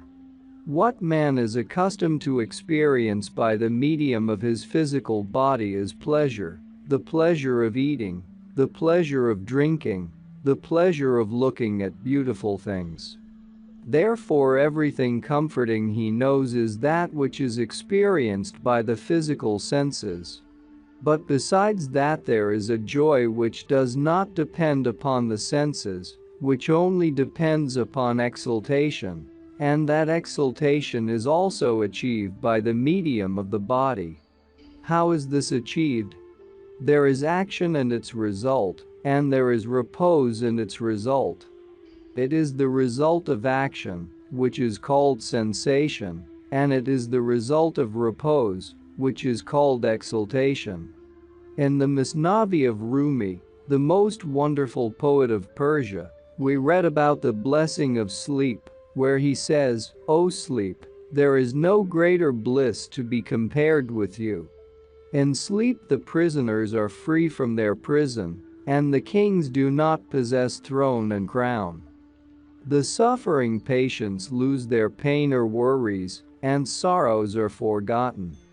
This shows that sleep is a form of repose, automatically brought about, which lifts us up from anxieties, worries and discomforts, from sorrows and troubles. When this condition of repose can be brought about at will, one will have an experience of mastery, for then one is not dependent upon an automatic condition. If this condition, which raises us above our worries, troubles, sorrows, anxieties, pains, and suffering, can be produced within ourselves, a great thing is accomplished. And the way of accomplishing it is by the practice of repose. The first thing an adept does in life is to master the 5 different aspects which I have mentioned, and having mastered them, he is ready for the next step in the path of spiritual attainment. The control of the mind. The tendency to be worried over nothing, to become anxious about little things, to be fidgety and restless, to be afraid, to be confused, the tendency of moving about without any reason, the tendency of speaking without purpose, the tendency of being sad without motive, all these things come through lack of control of the mind. Have they also any other effect besides the effect that is made upon one's own personality? Yes, all weakness, errors, and mistakes that man makes against his own wish, all these come from lack of control over his own mind. And if there is a secret of success, the key to it is the control of the mind. Intuition, inspiration, revelation, all come when the mind is controlled. And all worries, anxieties, fears, and doubts come from lack of control. What is the mind? One part of humanity considers mind as something inexplicable, and another part of humanity considers mind as an action of the brain. It is a very limited conception of mind. The voice reaches through wireless for thousands of miles, but the mind is much finer than the voice. It cannot be limited and restricted to the brain, although the brain is the medium by which thoughts are made clear. Mind, according to the mystic, is the real man. The body is only a garb which man wears. This word has a Sanskrit origin. In Sanskrit it is called mana, and from that is derived manu, which is nearly the same as the English word man. In other words, man means mind, and one sees that this is true when someone calls another person sad and downhearted, or courageous and enthusiastic, or well-balanced, for all these attributes belong to the mind. Man is not his body, but he is his mind. There is a saying that what you are speaks louder than what you say. This means that the voice of mind reaches further than the spoken word and has greater effect. It is mind which creates atmosphere. One often wonders why it is that one feels uncomfortable in the presence of someone without his having done any harm, or that one feels excited in the presence of someone, or that one gets out of tune, or tired, or confused in the presence of someone else. Why is it? It is the effect of the person's mind. The mind that is on fire creates fire in the atmosphere, and everyone within its atmosphere is burning too in the same fire. The mind which is restful and peaceful gives rest and peace to those who come within the atmosphere of the mind. Once I asked my spiritual teacher how we could recognize the godly man. And my teacher replied, "It is not what he says, and it is not what he seems to be, but it is the atmosphere that his presence creates. That is the proof. For no one can create an atmosphere which does not belong to his spirit. It is said in the Bible that first the earth was created and then, after the earth, the heavens, which means that the body was finished first and then the mind. An infant is born, so to speak, with a vision of mind, a skeleton of mind, and then the flesh and skin are put on it. There is no mind without body, that is to say, before the body was made the mind was only an akasha, an accommodation. The experience it has gained through the body as its vehicle has become its knowledge, and it is knowledge that makes mind. The akasha which becomes mind after the body has been born on earth has already gathered some indistinct knowledge from several minds it has met while coming to earth, perhaps from one mind more than from other minds. In that case it has gained characteristics chiefly from one individual who has passed on from the earth. Besides, through the parents this akasha has gained the knowledge or the mentality of their ancestry, their nation, their race, and of the particular grade of evolution of the whole of humanity at that particular time. Some say animals have no mind. But that is a wrong conception. Wherever there is a body there is a mind. Even the tree has a mind. Luther Burbank once said to me in support of this argument, "You should watch the tendency of a plant, what is its inclination, for if you do not watch it, the plant will not grow fully." I treat them as living beings. They speak to me, and I to them. The first thing we can learn about the mind is that the mind is independent of the body as far as its existence is concerned. But the mind is enriched by the experience man gets through his senses. There is no doubt that mind is within the body, but it is outside the body also, just like the light which is both within the lantern and without. The body is the lantern in which there is the light, but the lantern does not obscure the light. The light is independent of the lantern. It shines out, and so does the mind. The brain is not mind, just as the piece of flesh in the breast is not the heart. Only, feeling is felt more deeply in the breast, and thought is made clearer in the brain. In other words, spectacles are not eyes, spectacles only enable one to see things more clearly. But the sight is independent of the spectacles, while the spectacles are dependent upon the sight. So the body is dependent upon the mind, but the mind is independent of the body. Body cannot exist without the mind, but mind can exist without the body. The mind is the invisible being of the body. It has its seat in the physical being, and it is that seat which is called brain, as the seat of feeling is the heart.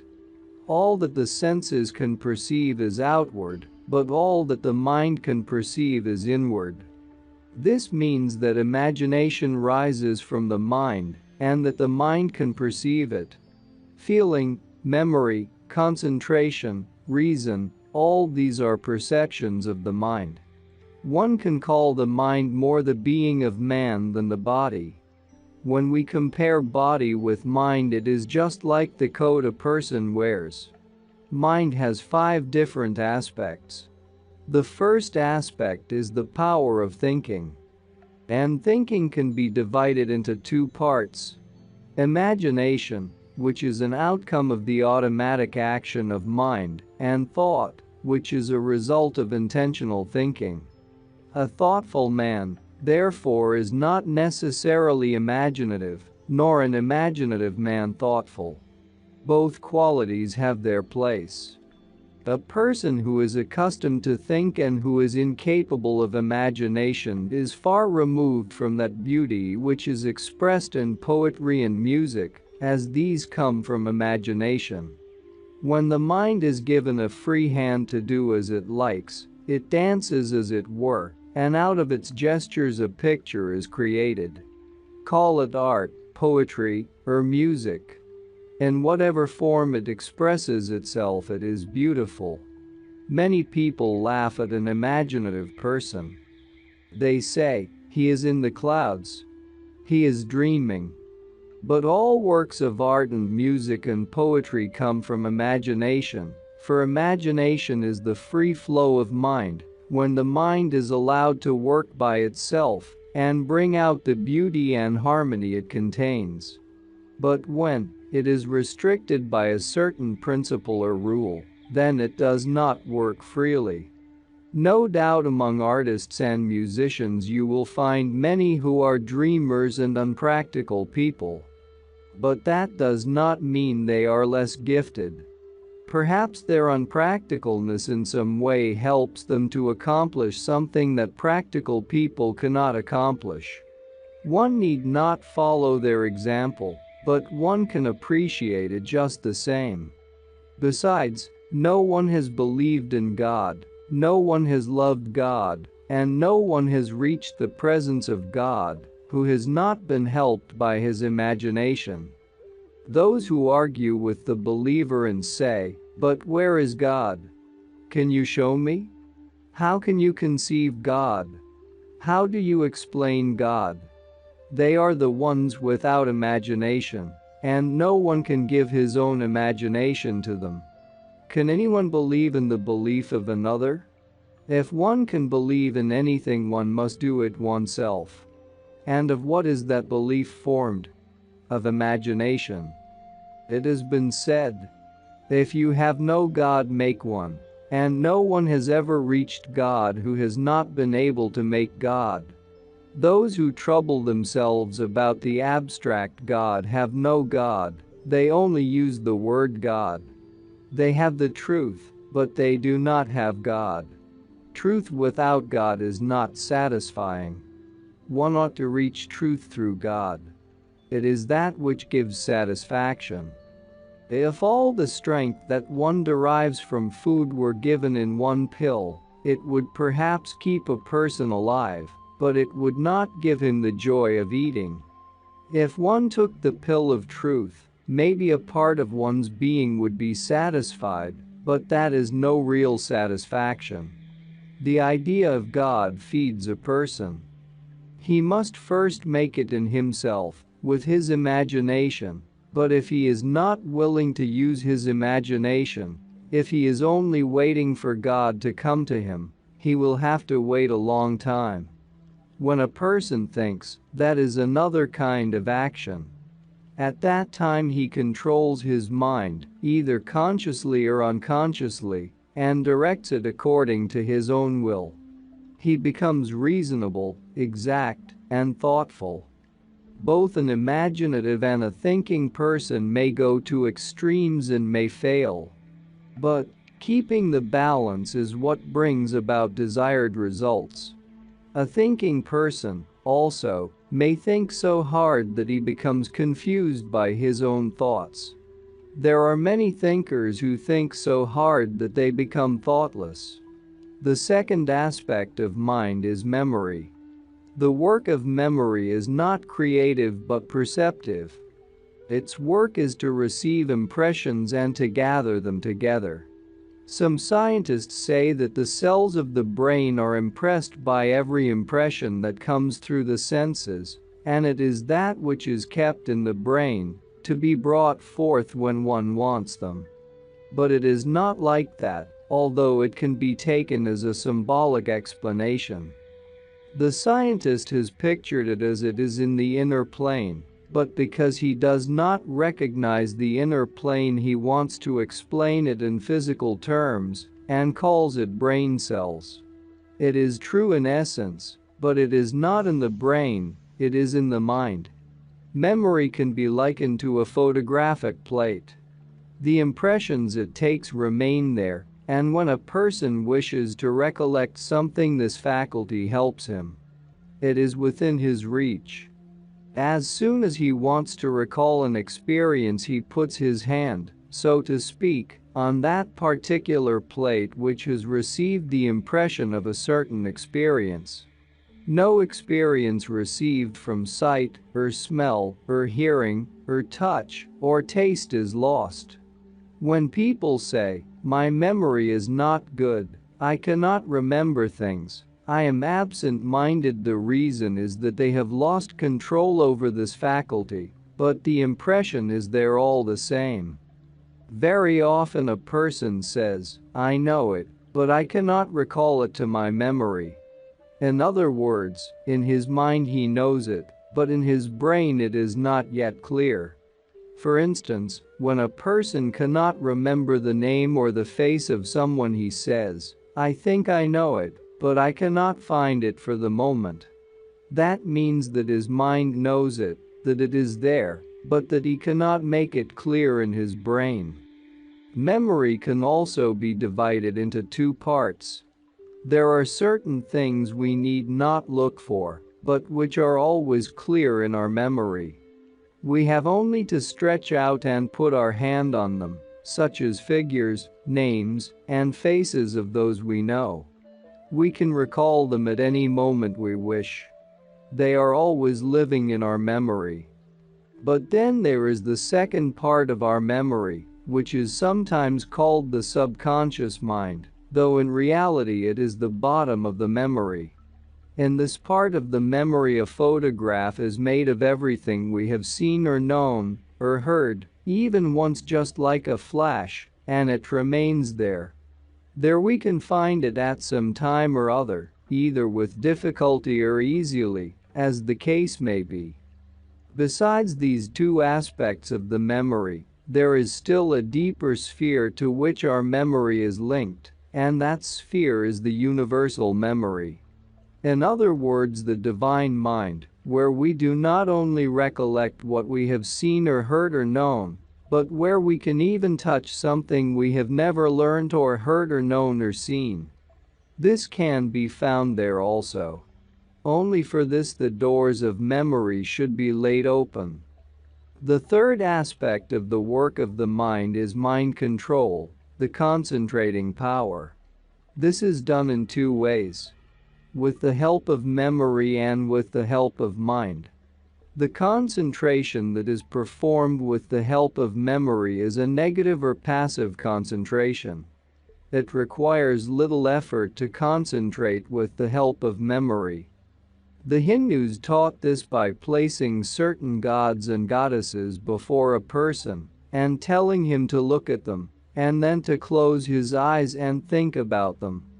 By looking at a certain object, the memory reflected it, and that reflection was the concentration. But those who do not practice concentration automatically retain things of great interest, things that impress their mind most. It is for this reason that some carry with them a fear which, has perhaps been there from childhood. It is carried with them through life. Some have a sad impression of disappointment. They carry it throughout life. They retain it in their mind. The mind keeps an impression alive by revivifying it, an impression of revenge, of gratefulness, of success, of failure, of love, of admiration. It is kept there, and the mind cells give it food to keep it alive. Sometimes this is helpful and sometimes it works against one. Now the psychologist calls it a fixed idea and is always ready to call it a form of insanity, but it is not insanity. Everyone has got it. It is one of the attributes of mind. It is the faculty, the quality of retaining a thought. No doubt it may sometimes seem to be insanity, but insanity only comes from the abuse of that faculty. Any faculty can be abused and make a person unbalanced. Then there is the positive concentration, which is creative. This concentration comes by thinking. When one thinks of a tree or a flower, the mind has to create atoms in order to make that form, therefore it is positive. It needs willpower, a greater action of mind, to concentrate upon an object which the mind has to make. The mind has to work.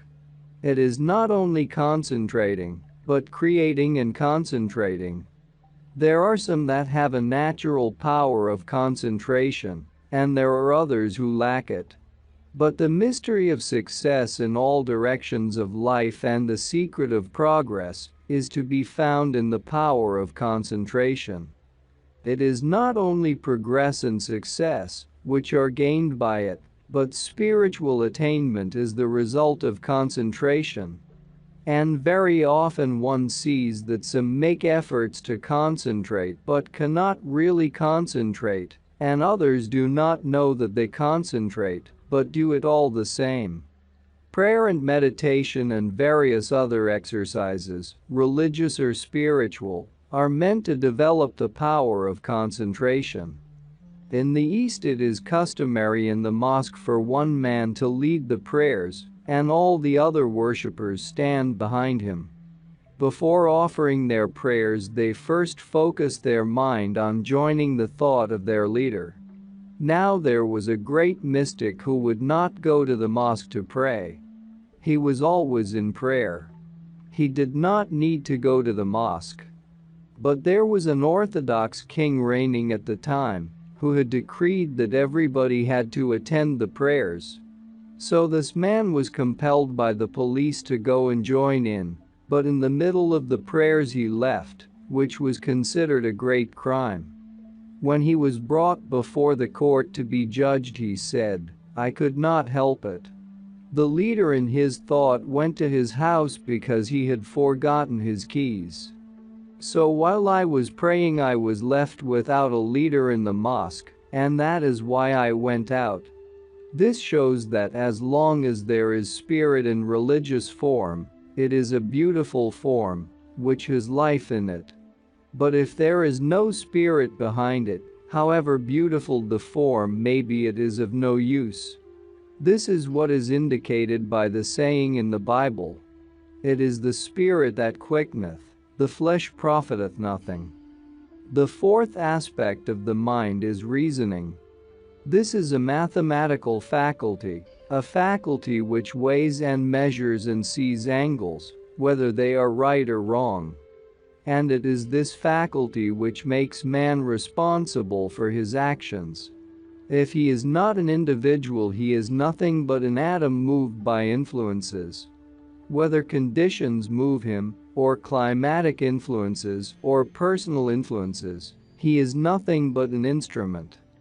But if he is held responsible for his actions, it is because of this one faculty of mind that weighs and measures and reasons things out. Nevertheless, the reasoning of one person is not the same as the reasoning of another. And the reason of one moment is not the reason of the next moment. Something that is right just now may not be right tomorrow because reasoning will change. And they who dispute over reasoning do it in vain, for the reasoning of every person is different, and the reasoning of every person is good for him at that specific time. To urge and force one's reason on the mind of another is useless. The best way to educate a person is to develop his reasoning instead of urging upon him one's own reason, which is what many do. It is very wonderful to watch the tricks of the reasoning faculty. When another person has done something, reason says, because that person is wicked and has already done 10 wicked things, now he has surely done another wicked thing. And when a person himself has done a wicked thing, reason says, I have done it because I could not have done otherwise. I could not help it. Reason takes the side of the ego. Reason is a slave and a servant of the mind, it is at its beck and call. The mind has only to turn its face to reason, and reason stands there as an obedient slave. It may not be right at all, but it is always there. Reason is the most valuable thing that exists, but it is worthless when it is a slave of the mind. It gives the mind a reason to do either right or wrong. If one went and asked criminals in jail why they had done wrong, each one would have a reason. And if we look still closer at a reason, we shall see that reason is nothing but a veil and a series of veils, one veil over another. Even when the veils are lifted, at the end there is reason just the same. But as one goes further, one will find the more thorough and more substantial reason. It is the surface of reason which is unreliable, but the depth is most interesting, for the depth of reason is the essence of wisdom. The more one understands reason, the less one will seek it, because then there is nothing to it. One knows the reason already. It is the unreasonable man who always accuses every person's reason. The more reasonable a person is, the more he understands everyone else's reason. That is why the wise can get along with both the wise and the foolish. But the foolish can get along with neither the foolish nor the wise. There is no doubt that there is always a reason behind a reason, a higher reason. And when one arrives at this higher reason, one begins to unlearn, as the mystics call it, all that one has once learned. One unlearns and one begins to see quite the opposite. In other words, there is no good, which has not a bad side to it, and nothing bad which has not a good side to it. No one rises without a fall, and no one falls without the promise of a rise. One sees death in birth and birth in death. It sounds very strange, and it is a peculiar idea, but all the same it is a stage. When one rises above what is called reason, one reaches that reason which is at the same time contradictory. This also explains the attitude of Christ. When a criminal was taken to him, he had no other attitude towards him but that of the forgiver. He saw no evil there. That is looking from a higher reason. And if we penetrate the 1,000 veils of reason, we can touch the reason of all reasons, and we can come to an understanding that the outer reasons cannot give. And by that we understand all beings, those who are in the right and those who are in the wrong. It is said that the apostles in one moment were inspired to speak in many languages. It was not the English language, the Hindustani or Chinese language. It was the language of every soul. When a person has reached that state of mind in which it touches the essence of reason, then it communicates with every soul. It is not a great thing to know 30 languages.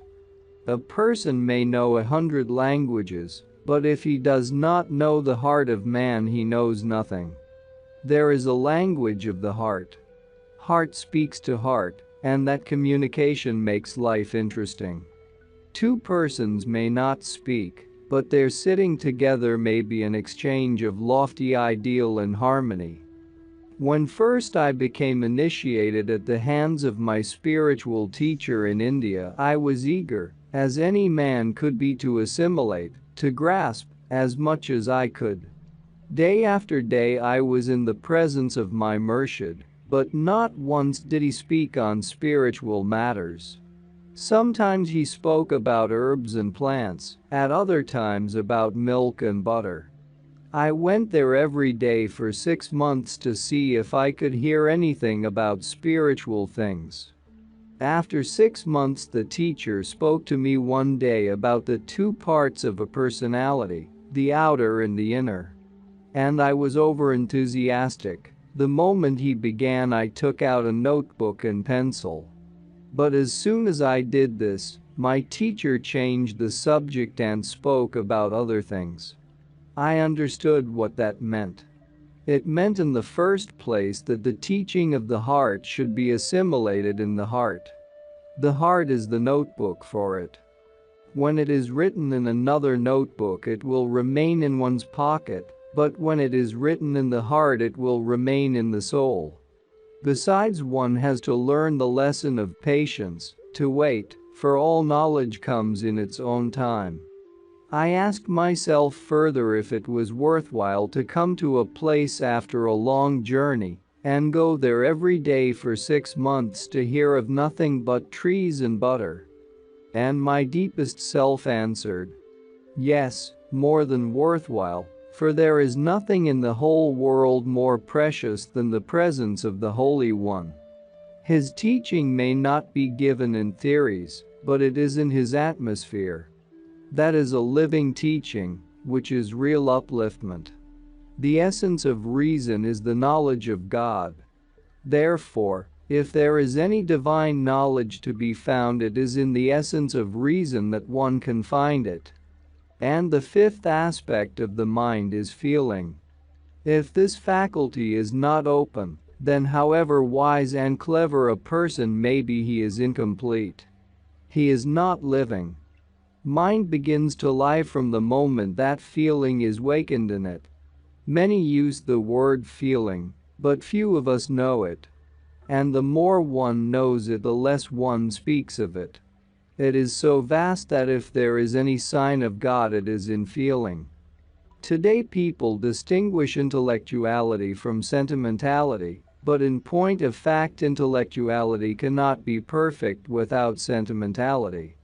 Neither can the thinking power be nurtured, nor the faculty of reasoning be sustained, without a continual outflow of feeling. In this age of materialism, we seem to have lost the value of feeling. We speak of heart, but we do not see its real importance, although it is the principal thing, the root of the plant of life. The heart quality is something which sustains the whole of life. All virtues such as sincerity, respect, thoughtfulness, consideration, appreciation, all these qualities come through heart quality. If he has no heart, a person is not capable of appreciating, nor of being grateful, nor capable of expressing his own soul, nor of receiving goodness and help from another. A person without heart quality remains selfish, even foolishly selfish. If he were wisely selfish, it would be worthwhile. People very often say that they have no time to show their heart quality, no time to allow the heart to develop. They are so busy. But we can be very busy every minute from morning till evening and at the same time do what we do with our whole heart, express it from the depth of our heart. When the heart quality is shut out, then all one does is lifeless. Feeling is such an important thing in our lives. Our whole life depends upon our feeling. A person once disheartened sometimes loses enthusiasm for his whole life. A person once disappointed loses trust completely. A person who becomes heartbroken loses his self-confidence for the rest of his life. A person once afraid sustains fear in his heart forever. A person who has once failed keeps the impression of his failure all through life. People love to watch a cockfight in the East. Two men bring their birds to fight, and as soon as one of them sees that the other bird will win, he takes his bird away while it is still fighting, before it can expect defeat. He prefers to admit defeat while the two birds are still fighting than to allow his bird to be impressed by defeat, for once it is so impressed it will never fight anymore. That is the secret of our mind. And once one learns to take care of one's mind, just as in the case of the bird, to go to any sacrifice rather than give one's mind a bad impression, one will make the best of one's life. One can read in the lives of great heroes and great personalities how they went through all difficulties and sorrows and troubles, and yet always tried to keep their heart from being humiliated. That gave them all the necessary strength. They always avoided humiliation. They were prepared for death, wars, suffering, poverty, but not for humiliation. Once when I was in Nepal, I wanted a servant. I sent for one, and he was of the warrior caste, the Kshatriyas, brave fighters in the mountains. And when I asked what work he wanted to do, he said, "Any work you like, anything you like." I said, "What about the pay?" "Anything you will give," he answered. I was greatly amused to find a man willing to do any work I gave him, and to accept any pay I offered. "Well," I said, "then there is no condition to be made?" He said, "1. You will never say a cross word to me." He was ready to accept any money, willing to do any work, but not humiliation. I appreciated that spirit beyond words. It was that which made him a warrior. Is there anyone in this world who will own that he has no feeling? And yet there are hearts of rock, of iron, of the earth, and of diamond, silver, gold, wax, and paper. There are as many kinds of hearts in this world as there are objects. There are some objects that hold fire longer. There are others that burn instantly. Some objects will become warm and in a moment they will grow cold again. Others disappear as soon as the fire touches them, while one can melt others and make ornaments out of them. And so are the heart qualities. Different people have different qualities of the heart, and the knower of the heart will treat each differently. But since we do not think about this aspect, we take every man to be the same. Although every note is a sound, they differ in pitch, in vibrations, and so every man differs in the pitch, the vibrations, of his heart. According to the vibrations of his heart, he is either spiritual or material, noble or common. It is not because of what he does, nor because of what he possesses in this world. He is small or great, according to how his heart vibrates. I have all my life had a great respect for those who have toiled in the world, who have striven through life and reached a certain eminence, and I have always considered it a most sacred thing to be in their presence. This being my great interest in life, I began, at first in the East, to make pilgrimages to great people. Among them were writers, sages, philosophers, and saints, but once I came in contact with a great wrestler. And this man, who had the appearance of a giant with his monstrously muscular body, had such a sympathetic, expansive nature, such simplicity and gentleness, that I was deeply surprised. And I thought, it is not his size and strength that have made him great, but that which has melted him and made him lenient. It is that which makes him great. Feeling is vibration. The heart, which is a vehicle, an instrument of feeling, creates phenomena if one only watches life keenly. If one causes anyone pain, that pain is returned. If one causes anyone pleasure, that pleasure is returned too. If one gives love to someone, love comes back. And if one gives hatred, that hatred comes back to one in some form or other, maybe in the form of pain, illness, health, or of success, joy or happiness. In some form or other it comes, it never fails. One generally does not think about this. When a person has attained a certain position in which he can order people about and speak harshly to them, he never thinks about those things. But every little feeling that rises in one's heart and directs one's action, word, and movement causes a certain action and rebounds. Only sometimes it takes time. Could one think that one could ever hate a person, and that hatred does not come back? It surely comes sometime. On the other hand, if one has sympathy, love, affection, kind feelings, one need never tell anybody that one has it, for even then it returns in some form or other. Someone came to me and said, "I was very sympathetic once, but somehow I have become hardened. What is the reason for it?" I said, "You tried to get water from the bottom of the earth. But instead of digging deep down, you dug in the mud and you were disappointed. If you have patience to dig till you reach water, then you will not be disappointed." Very often a person imagines that he has feeling, that he has sympathy. But if he had it, he would be the master of life. Then he would want nothing anymore. When this spring which is in the heart of a man is once open, it makes him self-sufficient, and it takes away the continual tragedy souls have to meet with in life. That tragedy is limitation. Very often it is lack of feeling that paralyzes the four other aspects of mind. The person without feeling is incapable of thinking freely. Feeling is what makes one thoughtful. A man may be of powerful mind, but if he cannot feel, the power of his mind is limited, for real power is in feeling, not in thinking. Sometimes people come to me and say, "I have thought about it, and I have wanted it, but I never got it." And I have answered, "You have never wanted.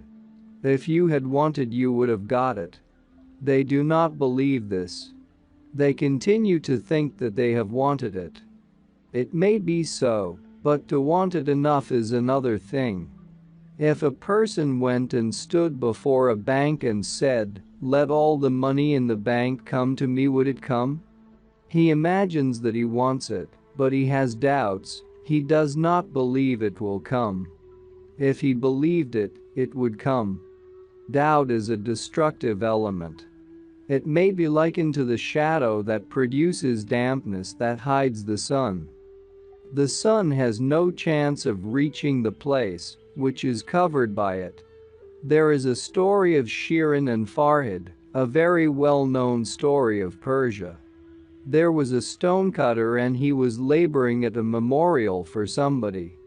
One day he saw a lady who was to be the future queen of the Shah, and he said to her, "I love you." A stonecutter, a laborer in the street, asking for the hand of a lady who was to be the future queen. He was a man without reason, but not a man without feeling. Feeling was there, and the claim came with feeling. This lady said, "Very well, I will wait and see if your claim is true, and tell the Shah of Persia to wait." And to try him, she told him to cut a way through the mountains. He went, one man with hammer and chisel. He did not ask if he was able to do it or not. There was no reason, there was only feeling. And he made the road which thousands of people would not have made in a year, because every time he hammered the rock, he called out the name of Shirin, the one he loved. He made the way, And when the king heard that it was finished, he said, "Alas, I have lost my chance, what shall I do?" Someone in the presence of the king said, "I will see what can be done." He went to Farhad, the stonecutter, and told him, "How wonderful is your love and devotion. It is phenomenal. But haven't you heard that Shirin is dead?" "Is she dead?" he said. "Then I cannot go on living."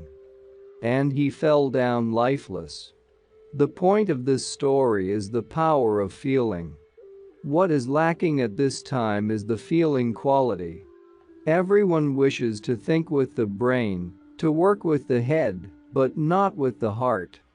One can neither imagine nor create beautiful art, nor think and make wonderful things, nor can one keep in one's memory something beautiful, nor retain thoughts in concentration, if there is no feeling at the back of it.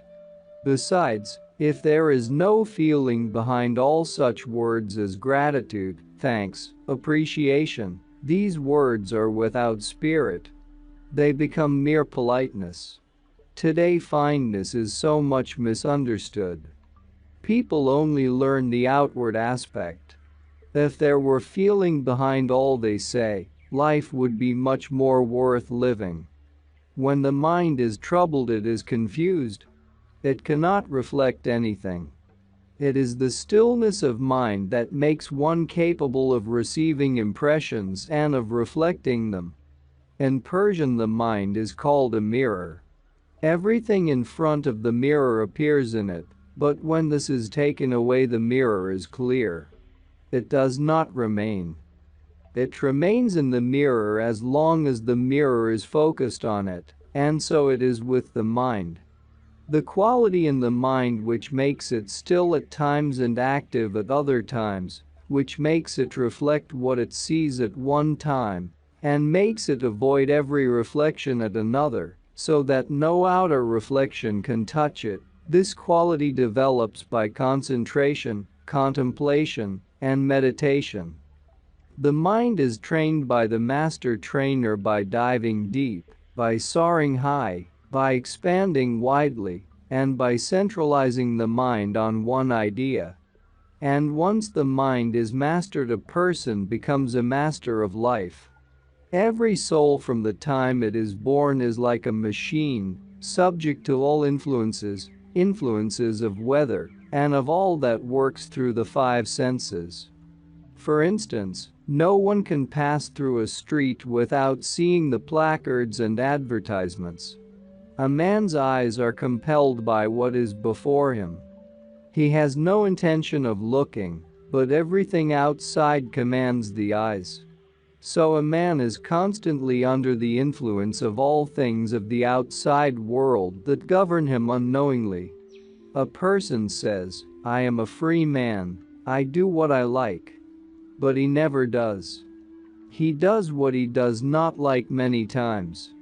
His ears are always subject to hear anything that falls on them, whether it is harmonious or inharmonious, and what he sees he cannot resist. And so a man is always under the influence of life.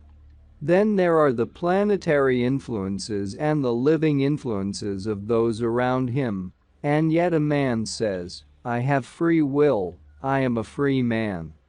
If he knew to what little extent he is free, he would be frightened. But then there is one consolation, and that is that in man there is a spark somewhere hidden in his heart, which alone can be called a source of free will. If this spark is tended, a person has greater vitality, greater energy, greater power. All he thinks will come true, all he says will make an impression, all he does will have effect. What does a mystic do?